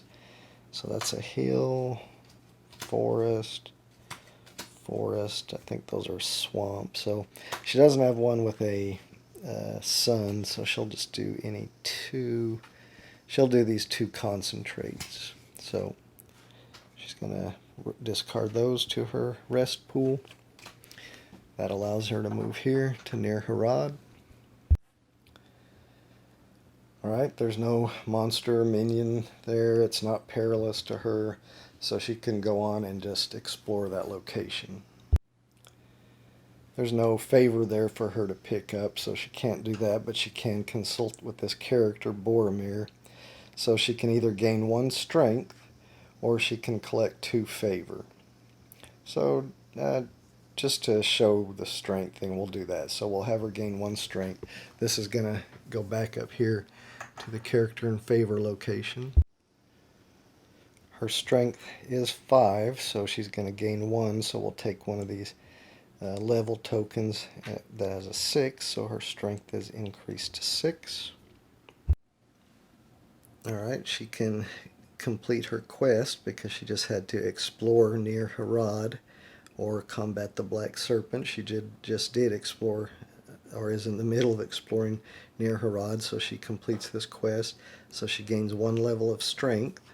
So now we'll take that up to 7, and then she receives training. Because she just leveled her strength up to 6, but now she's gaining another level, so we'll find the level token to make it 7. And all we have to do is flip this one over, actually, and that makes her strength 7. And then she receives training, so she draws 2 of these skill cards and chooses 1 to keep. I think she'll keep this one, Outmaneuver. So she adds that to her hand, and then the other one just gets discarded. So we'll make a discard pile here for the skill cards. Alright, then place Denethor in Minas Tirith and reveal Eleanor's advanced quest. So let's find Denethor. Here he is. Place him in Minas Tirith and reveal Eleanor's advanced quest. So this quest is done. It just goes back in the box. So we'll flip over her advanced quest. She needs to explore Barad-dûr. Alright, so that's it for that. So now she can travel some more if she wants to. So we'll say that she is going to do that. She's going to go back up here to Pelargir. Again, we know she doesn't have one with a sun in it, so she'll just spend any 2 cards. You know, since it has the number 2, she can spend any 2 cards. So she'll put 2 in her rest pool and travel back to Pelargir. And then, actually, wait, one of those 2 that I spent had a heal, so we'll have her spend these 2 instead to go to Pelargir. And then she can spend 1 with a heal to go back to Minas Tirith. So she'll spend this one that had the heal on it to go back to Minas Tirith. And she can now explore that location, which has Denethor in it. So she's going to do that. Again, I haven't been talking about, doing the combat or peril, but there hasn't been any of that in any of those locations, so she doesn't need to. So she's going to explore there. So Denethor lets her pay 3 favor to advance the story marker 1 space. Well, she doesn't have any favor, so she can't do that, so she'll just go ahead and get the 2 favor. So Denethor goes back up here. She collects 2 favor. We knocked Gandalf over. Alright, so she collects 2 favor. And now she'll end her turn there in Minas Tirith. So since that's a haven location, she'll draw 3 cards from there and resolve the lowest one that matches her location. So she got Minas Tirith 1. That's going to be the lowest one that matches her location. So you would probably read the flavor text, but we'll just see what it says. Shuffle your rest pool and your damage pool into your life pool, or gain 1 favor and discard 1 of your corruption cards. We'll have her, she doesn't have a corruption, but we'll have her gain a favor. She doesn't really need to rest yet, I don't think, so that she doesn't need to do that. So that's it. So these just go to the discard pile now, and that ends her turn. So she has 1 card still in her hand. Alright, that ends her turn. We'll go on to Berevor's turn. Of course, his rest step, he's not going to rest. It's his very first turn. Ambush step, he's in his starting location. There's nobody to ambush him, so he'll move on to his travel step. His quest is in the Grey Haven, so we'll have him head that way. So he starts here in Fornost. The Grey Havens is over here. So he can discard any 1 card to come to the Old Forest. So he'll discard this one into his rest pool, and he'll move to the Old Forest. There's no combat or peril there, nothing to encounter, so he's just going to travel again. So he needs a forest card or any 2 cards. I think he's got a forest. It's a heal. Yep, there, he's got a forest icon right there. So that allows him to travel here. Nothing to encounter, no combat or peril, nothing. This one is just any 1 card to move to the Grey Havens. So we'll just have him do this one. Alright, so now he moves to the Grey Havens. He'll consult with Gandalf. Gandalf allows him to gain 1 wisdom or get 2 favor. Yeah, we'll have him gain the 1 wisdom. He currently has a wisdom of 2, so we need to find a level token with a wisdom 3. Alright, there's a wisdom 3, so we'll put that. Okay, and now he can complete his quest, which is when you would draw encounter cards. Alright, so he's got to, if he wants to complete the quest, he's got to go ahead and quit traveling and draw his encounter cards there, but instead, when he would draw encounter cards at the Grey Havens, he combats a Crebain instead, and he has to defeat the Crebain. He's down to only 3 cards. I mean, Crebains are pretty weak, but I don't know. Alright, we'll try it. We'll see what happens. So he could instead of trying to complete the quest, he could just draw his encounter cards and then wait till next turn to try to complete it. But we'll go ahead and try it. So we'll say, alright, he's going to go ahead and combat the Crebain. So the Sauron player gets the Crebain monster reference card, which is right here. So they're pretty weak. They've got a 2. So, alright, so they use the Zealot deck, so the Sauron player will get the Zealot deck and draw 7 cards because the Crebain's fortitude is 7. Alright, here's his hand of 7 cards. Alright. Now Barivore can use his agility to, his agility is 2, so he can draw 2 new cards into his life pool, or draw less, and whatever he doesn't use he adds to his strength. So he's going to draw 1 into his hand. That leaves him 1, which he'll add to his strength, giving him a strength of 6. Okay, each player will now choose a card and place it face down. So he's going to go ahead and play aimed shot. So he puts that face down. We will have the Crabane play reckless. So he'll put that face down. Alright, both players reveal their cards. So he reveals reckless. He reveals aim shot compared against your strength. So strength cost of 3. We know his strength is 6 with the 1 he added from his agility. So he's capable of playing that. This is a strength cost of 3. The Crabane's strength is 3, so that's valid, but he won't be able to play anything that costs more than 0 on the future turns. Alright, so now we just resolve them. Gain +3 attack if your opponent's card matches the type he played last round. Well, this is the first card of the round, so that won't matter. But he does 3 damage. None is blocked, so that's going to do 3 damage to him. If you're dealt at least 1 damage this round, take 2 additional damage. So he takes 5 damage. It only takes 2 to kill him. So the Crabane is defeated, but he does 5 damage to Barivore. Barivore blocks none of it, so he's got to unfortunately take 5 damage. So those come from his life pool. 1, 2, 3, 4, 5. Alright, that's going to end the combat because the Crabane was defeated, so he just shuffles his Zealot cards back into the Zealot monster card deck. Barivore puts the card from his combat stack into his rest pool. Now, he actually completed his quest, so he gets the reward for that. He defeated the Crabane. He gains a boat item card.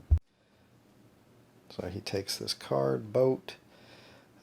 Your movement cost for moving along a water path is 1 card of any type.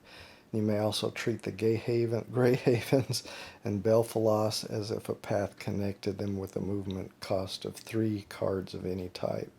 So that would move from the Grey Haven. That kind of makes the Grey Havens connected all the way down here to Belfalos for just 3 movements. So that's pretty good, or for 3 cards. So he'll just keep that in his play area. He also gets to receive training. So again, he draws 2 skill cards and chooses 1 to keep. He'll keep this one. That goes directly into his hand of cards. And this one just goes into the discard pile. Then this quest is complete, so it goes back in the box, and then we reveal his advanced quest, which has him needing to explore the ruins of Angmar. And that ends Barivore's turn, because instead of drawing encounter cards, which is always the last thing you do on your turn, he had to combat a Crabane instead. So that was helpful, but he did take some damage, so a little bit of a trade-off to complete that quest. Alright, I doubt anybody's watched this video this long anyway, but just because that first turn some steps were skipped, we'll go ahead and do one more round. So, alright, we're back to the Sauron player's turn. First thing is the hero rally step, so any location that the heroes are in that has influence in it is discarded. There's no influence in any of the locations the heroes are in, so there's nothing to do there. Now we go on to the story step. So in the story step, the Free People's marker is always advanced 2 spaces, so it will go there. And then depending on the plots the Sauron player has in play, his markers will advance. He's just got this one, so the yellow story marker advances 1. Alright, now we go to the plot step where the Sauron player can play new active plots or a new active plot onto the board. Or he could discard an active plot if he wanted to, but I'm guessing he probably wants to play an active plot. So let's see what he's, or play a new plot. So let's see what he's got available here to play. Well, this one costs 0 in the shadow pool. It'll advance his corruption marker 1 space every round. Requires a monster token or minion within 1 space of the affected location, so either Edoras or Minas Tirith. He does have a minion within 1 space of Minas Tirith, not within Edoras, so he could play that one. Let me just look and I'll figure out which one I'm going to play.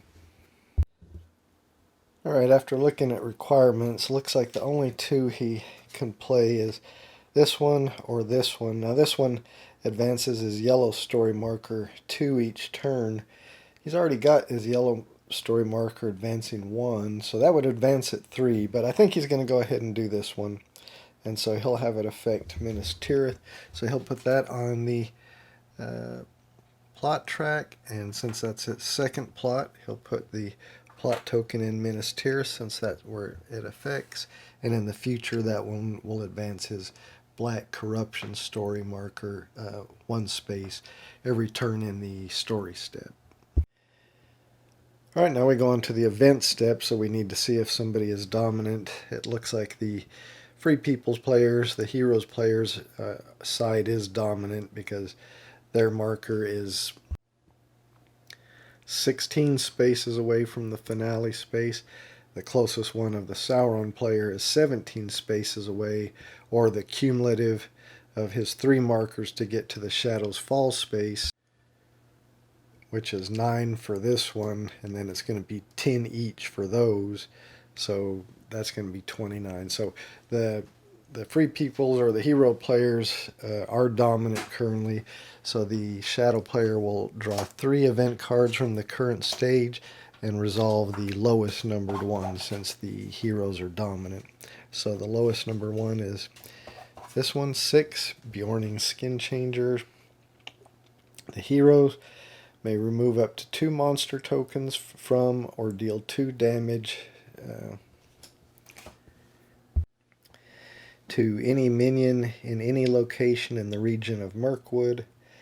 We've only got 1 monster token on the board, and it's not in Mirkwood, it's in Misty Mountains. And let's see, 2 damage to a minion in any location in Mirkwood. Well, we don't have a minion in Mirkwood either, so really nothing to do there. But we do put Dane II in the Iron Hills. Well, but he's already placed up here, so he won't move. If he was here, we would have placed him in the Iron Hills. But we will put a favor in the High Pass.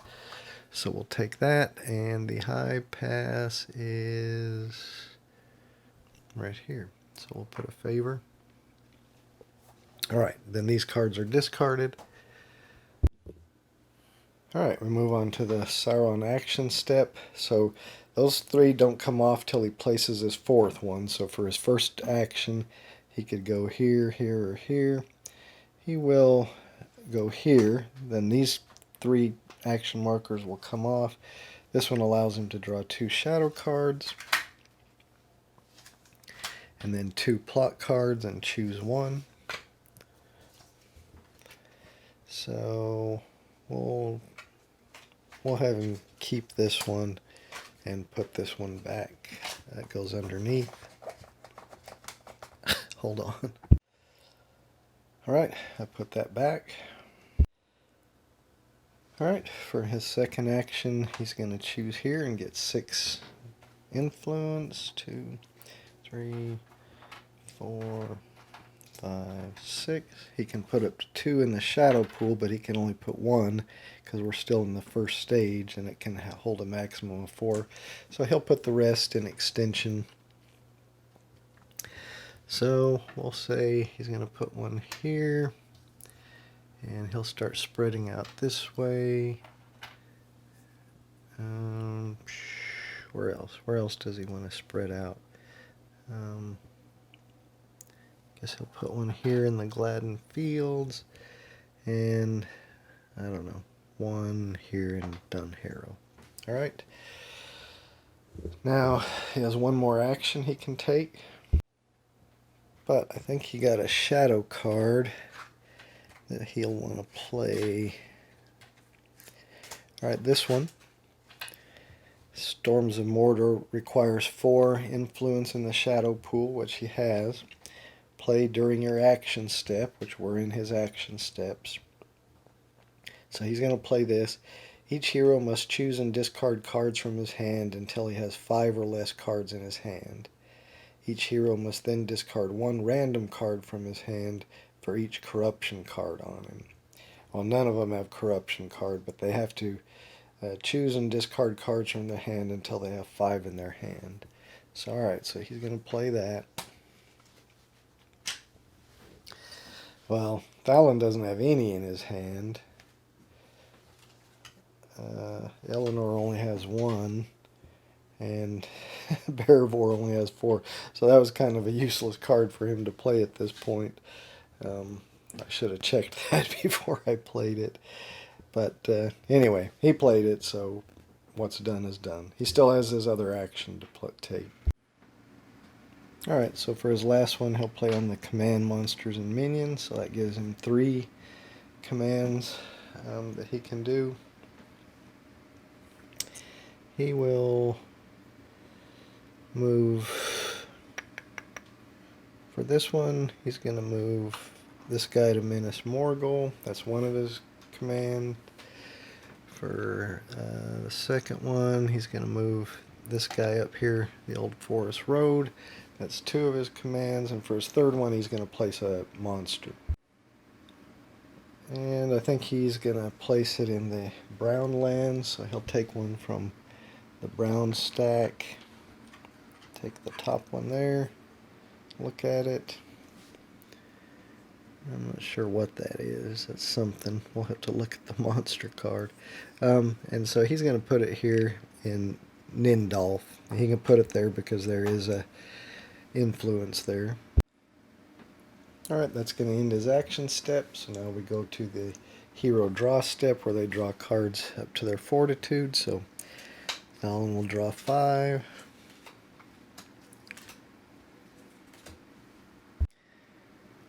Eleanor gets to draw 6. She's got 1 in her hand. 2, 3, 4, 5, 6. And Barivor gets to draw 6. 1, 2, 3, 4, 5, 6. Alright, that ends Sauron player's turn. Now it's Thalon's turn. Now, the Shadow player has a card to play at the start of a hero's turn, but unfortunately it costs 7 in the Shadow pool and he's only got 4, so he can't really play that. So, alright, first thing is Thalon's rest step. He could rest if he wanted to, but you know, he's still got quite a few cards. He's only got a few cards in his rest pool, so he's not going to rest. Alright, ambush step. There's no monster or minion in his space, so he's not ambushed. Alright, so now it's his travel step. He's trying to get up here to the northern waste, so he needs a mountain or 4 cards. He does have a mountain this time right here, so he will spend that. He will move up here to the northern wastes.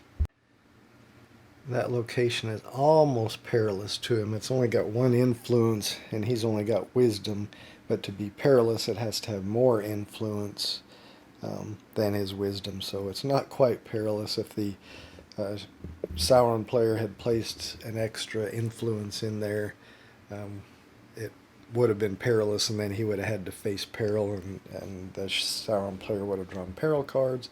But it's not, so now he can just explore that location. So he'll consult with Dane II, so he can train twice or get 2 favor. I think he's going to train twice. So first he will draw 2 cards, choose 1 to keep. He'll keep Brutal Finisher, put that in his hand of cards. This one gets discarded. Now he gets to train again, so he'll draw 2 more.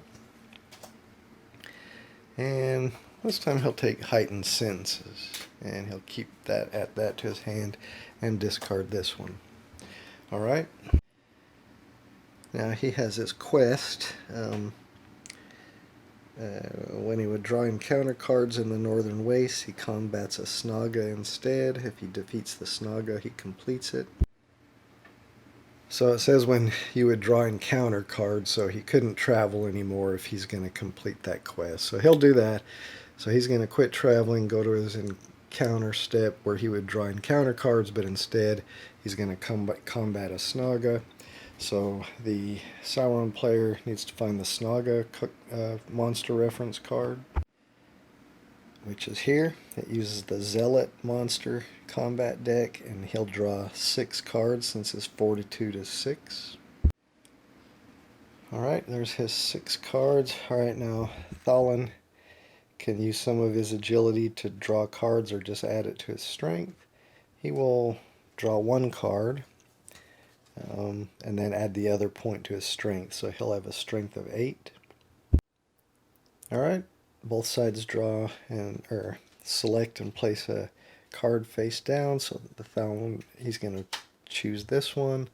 The we'll just say the Sauron player chooses this. Alright, so they both reveal. Alright, he does 3 attack value. Well, first you check the combat or the strength cost, which is only 1. His strength is 8. Strength cost of 1. His strength is 3, so they can both play them. So he's going to do 3 attack. This one gained +2 attack if your opponent plays a ranged card. He didn't, so he doesn't get the +2 attack. So he's going to do 1 damage to Thalon, which is not blocked, so he's got to put 1 in his damage pool.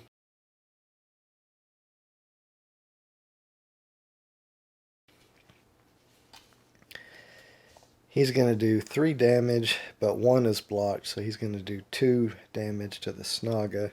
He has a health of 3, so he's still alive. Alright, so now we'll go on to another round of combat. They'll select another card. Alright, so they both select one and put it face down. He's going to choose another sweep. We'll say this guy, he's going to choose a charge. Alright, so they both reveal.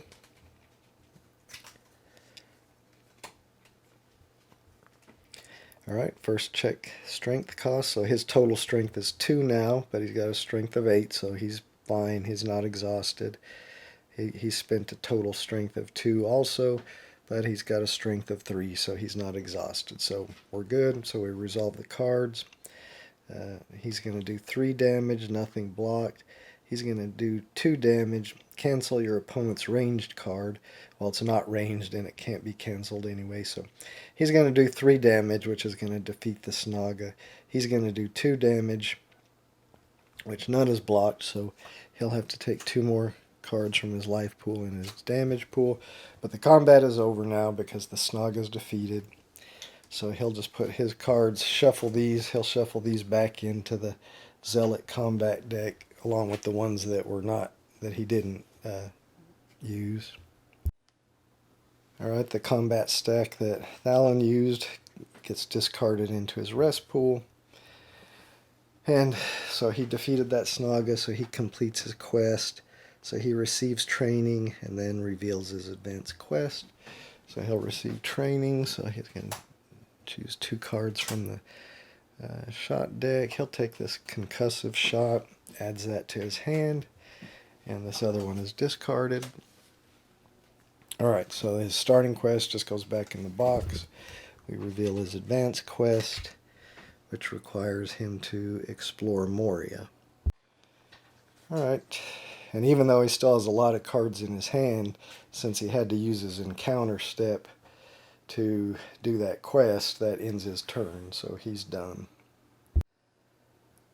Alright, so it's Eleanor's turn. Rest step. She doesn't think she needs to rest. She doesn't have any damage, only has a few cards in her rest pool. So then we go to the ambush step. there's no monster or minion in her space, and she's in a haven anyway, so even if there was, it would be her option whether she would fight it. So now she goes to her travel step. So she's in a haven with a plot marker, so that was kind of foolish of the Sauron player to put it there. So she's not going to travel this turn, she's just going to go ahead and encounter. I mean, she's not going to travel right now. She'll just do her encounter in this location. For encounter, she's going to discard a plot. It costs her 3 favor to do that. She does have 3 favor, so she will discard this 3 favor and discard this plot. So this goes, and this plot card now just gets discarded. So the Sauron player had just placed that, but it didn't do him any good. Alright, well, for her quest, she needs to go to Barad-dûr, which is over here, which that looks like she might end up running into a monster, and this minion might end up running into her. Or she could try to go over here and just do an encounter in Fangorn with Sauron. But I'll show how in a travel step you might have to do a battle. So, alright, we'll say she's going to travel. She's going to try to go to Barad-dûr, so she's going to move to the Nindolf, so she needs either one with like a swamp icon or any 2 cards. Let's see what she has. Alright, she's got one with like a swamp icon. Alright, so that allows her to travel to here, and now she's in a location with a monster, so she has to combat it. If that location was perilous to her as well, then the Sauron player would decide whether she faces peril or combats the monster. But it's not perilous to her, so she just combats the monster. So we flip it over, see what it is. I gotta find the matching monster card. Alright, that's a cave troll. So it uses the behemoth deck, and it has a fortitude of 8, so we need to draw 8 cards from the behemoth deck. And the Sauron player is also going to play this shadow card, which requires 3 in the shadow pool. He's got 4. Play at the start of combat. The hero must choose to either receive 1 corruption card or be dealt 5 damage. So she's going to decide that she'll be dealt 5 damage. No, she'll take the corruption card. Alright, so we'll see what she gets. Your agility is reduced by 1. Well, that's no good, because her agility was pretty low to begin with, so her agility is 0 now. So she could have used that to draw a card into her hand, but not now, since her agility is reduced by 1. Alright, so both players will now choose a combat card, put it face down. Alright, she's going to choose this one. And just so, I'll just randomly pick one for the cave troll, since I don't want to be biased here, so we'll just say, alright, he picks this one, we reveal him. Alright, she played Retreat. If you do not take damage this round, you may end the battle, move to an adjacent location, and then continue your turn. He played Smash. Reduce your opponent's printed defense to 0. So unfortunately, that's going to make her defense of 2 0, so she will take damage this round. So she is going to take 2 damage, so she won't be able to escape the battle. So, alright, she's got to take 2 damage in the damage pool, and she dealt no damage. And I forgot to do the strength check, but she's played a strength cost of 2. Her strength is 7. He's got a strength cost of 2. His strength is 8, so they're both good. So now they have to play another card. Alright, so they both play one face down, and they reveal. She played this one. He played this one. Alright, her strength cost is 3, her strength is 7, so she's good to play that. His total strength is 4, his strength is 8, so good to play it. Alright, she's doing 1 damage and gain +2 defense if your opponent plays a melee card. He did not play a melee card, he played a ranged card. Reduce your opponent's printed defense to 0. So unfortunately her defense is 0. He's doing 2 damage, so she'll have to take 2 damage.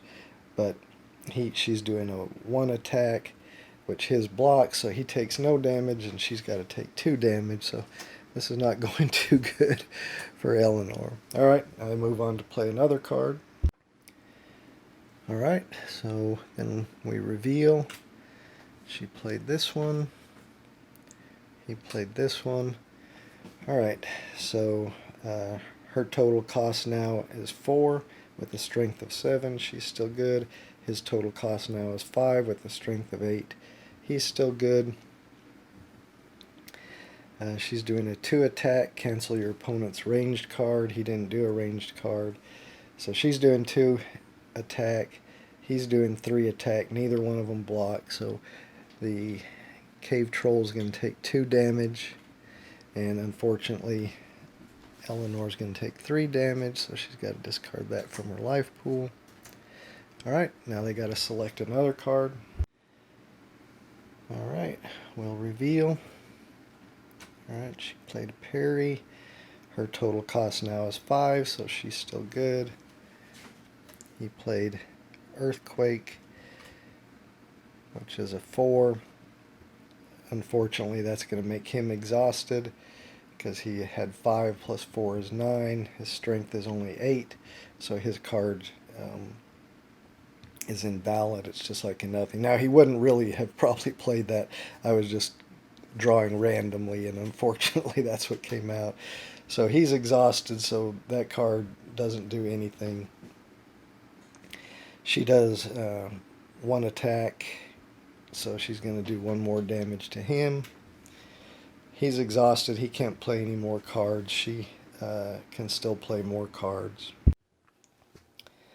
So the only 2 cards she has left are not dealing any damage, and she can only play 1 more, and then she'll be exhausted. So what's going to happen is both of them are exhausted. So she does not defeat the cave troll. Now, because whether he's defeated or undefeated, his token is still removed. So it just gets discarded, near where his stack is, face up. And then his cards will go back into shuffled back into the behemoth deck. All the cards that she played go into her rest pool. And she would have played this other one, and then she would have been exhausted.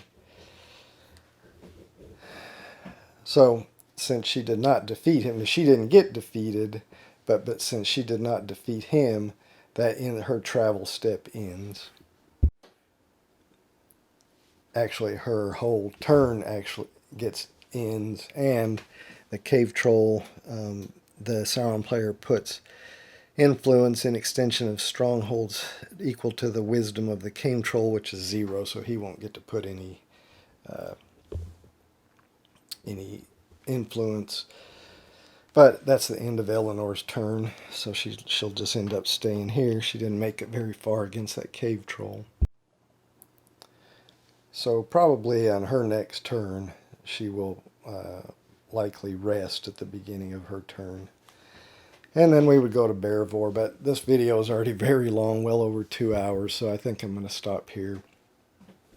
You should have a good idea of how the game plays at this point if you've managed to watch this far. Anyway, I do like this game quite a bit. I haven't played it. I think last time I played it with other players was in 2019.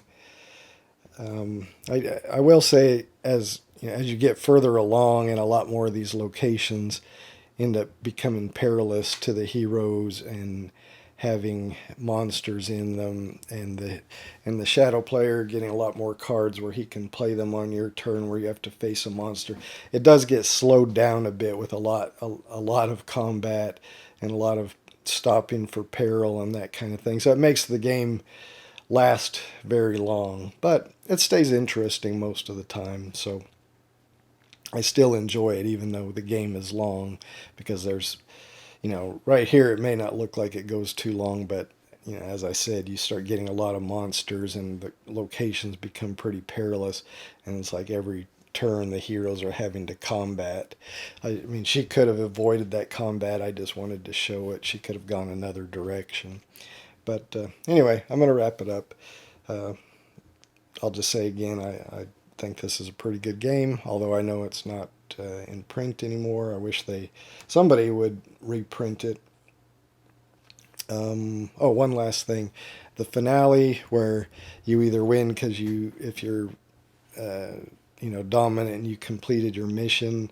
Um, Usually the times that I've ended up playing it, or at least, half the times it's gone to that combat with the ring wraiths, and I don't like that. I wish there was another, more definite, um, you win or lose, instead of you might win if you completed your mission. Otherwise, it goes to where you have a combat against one hero and one ring wraith. That part I don't really care for. All right, that's it. I'm going to wrap it up. Too long. Thanks. Bye.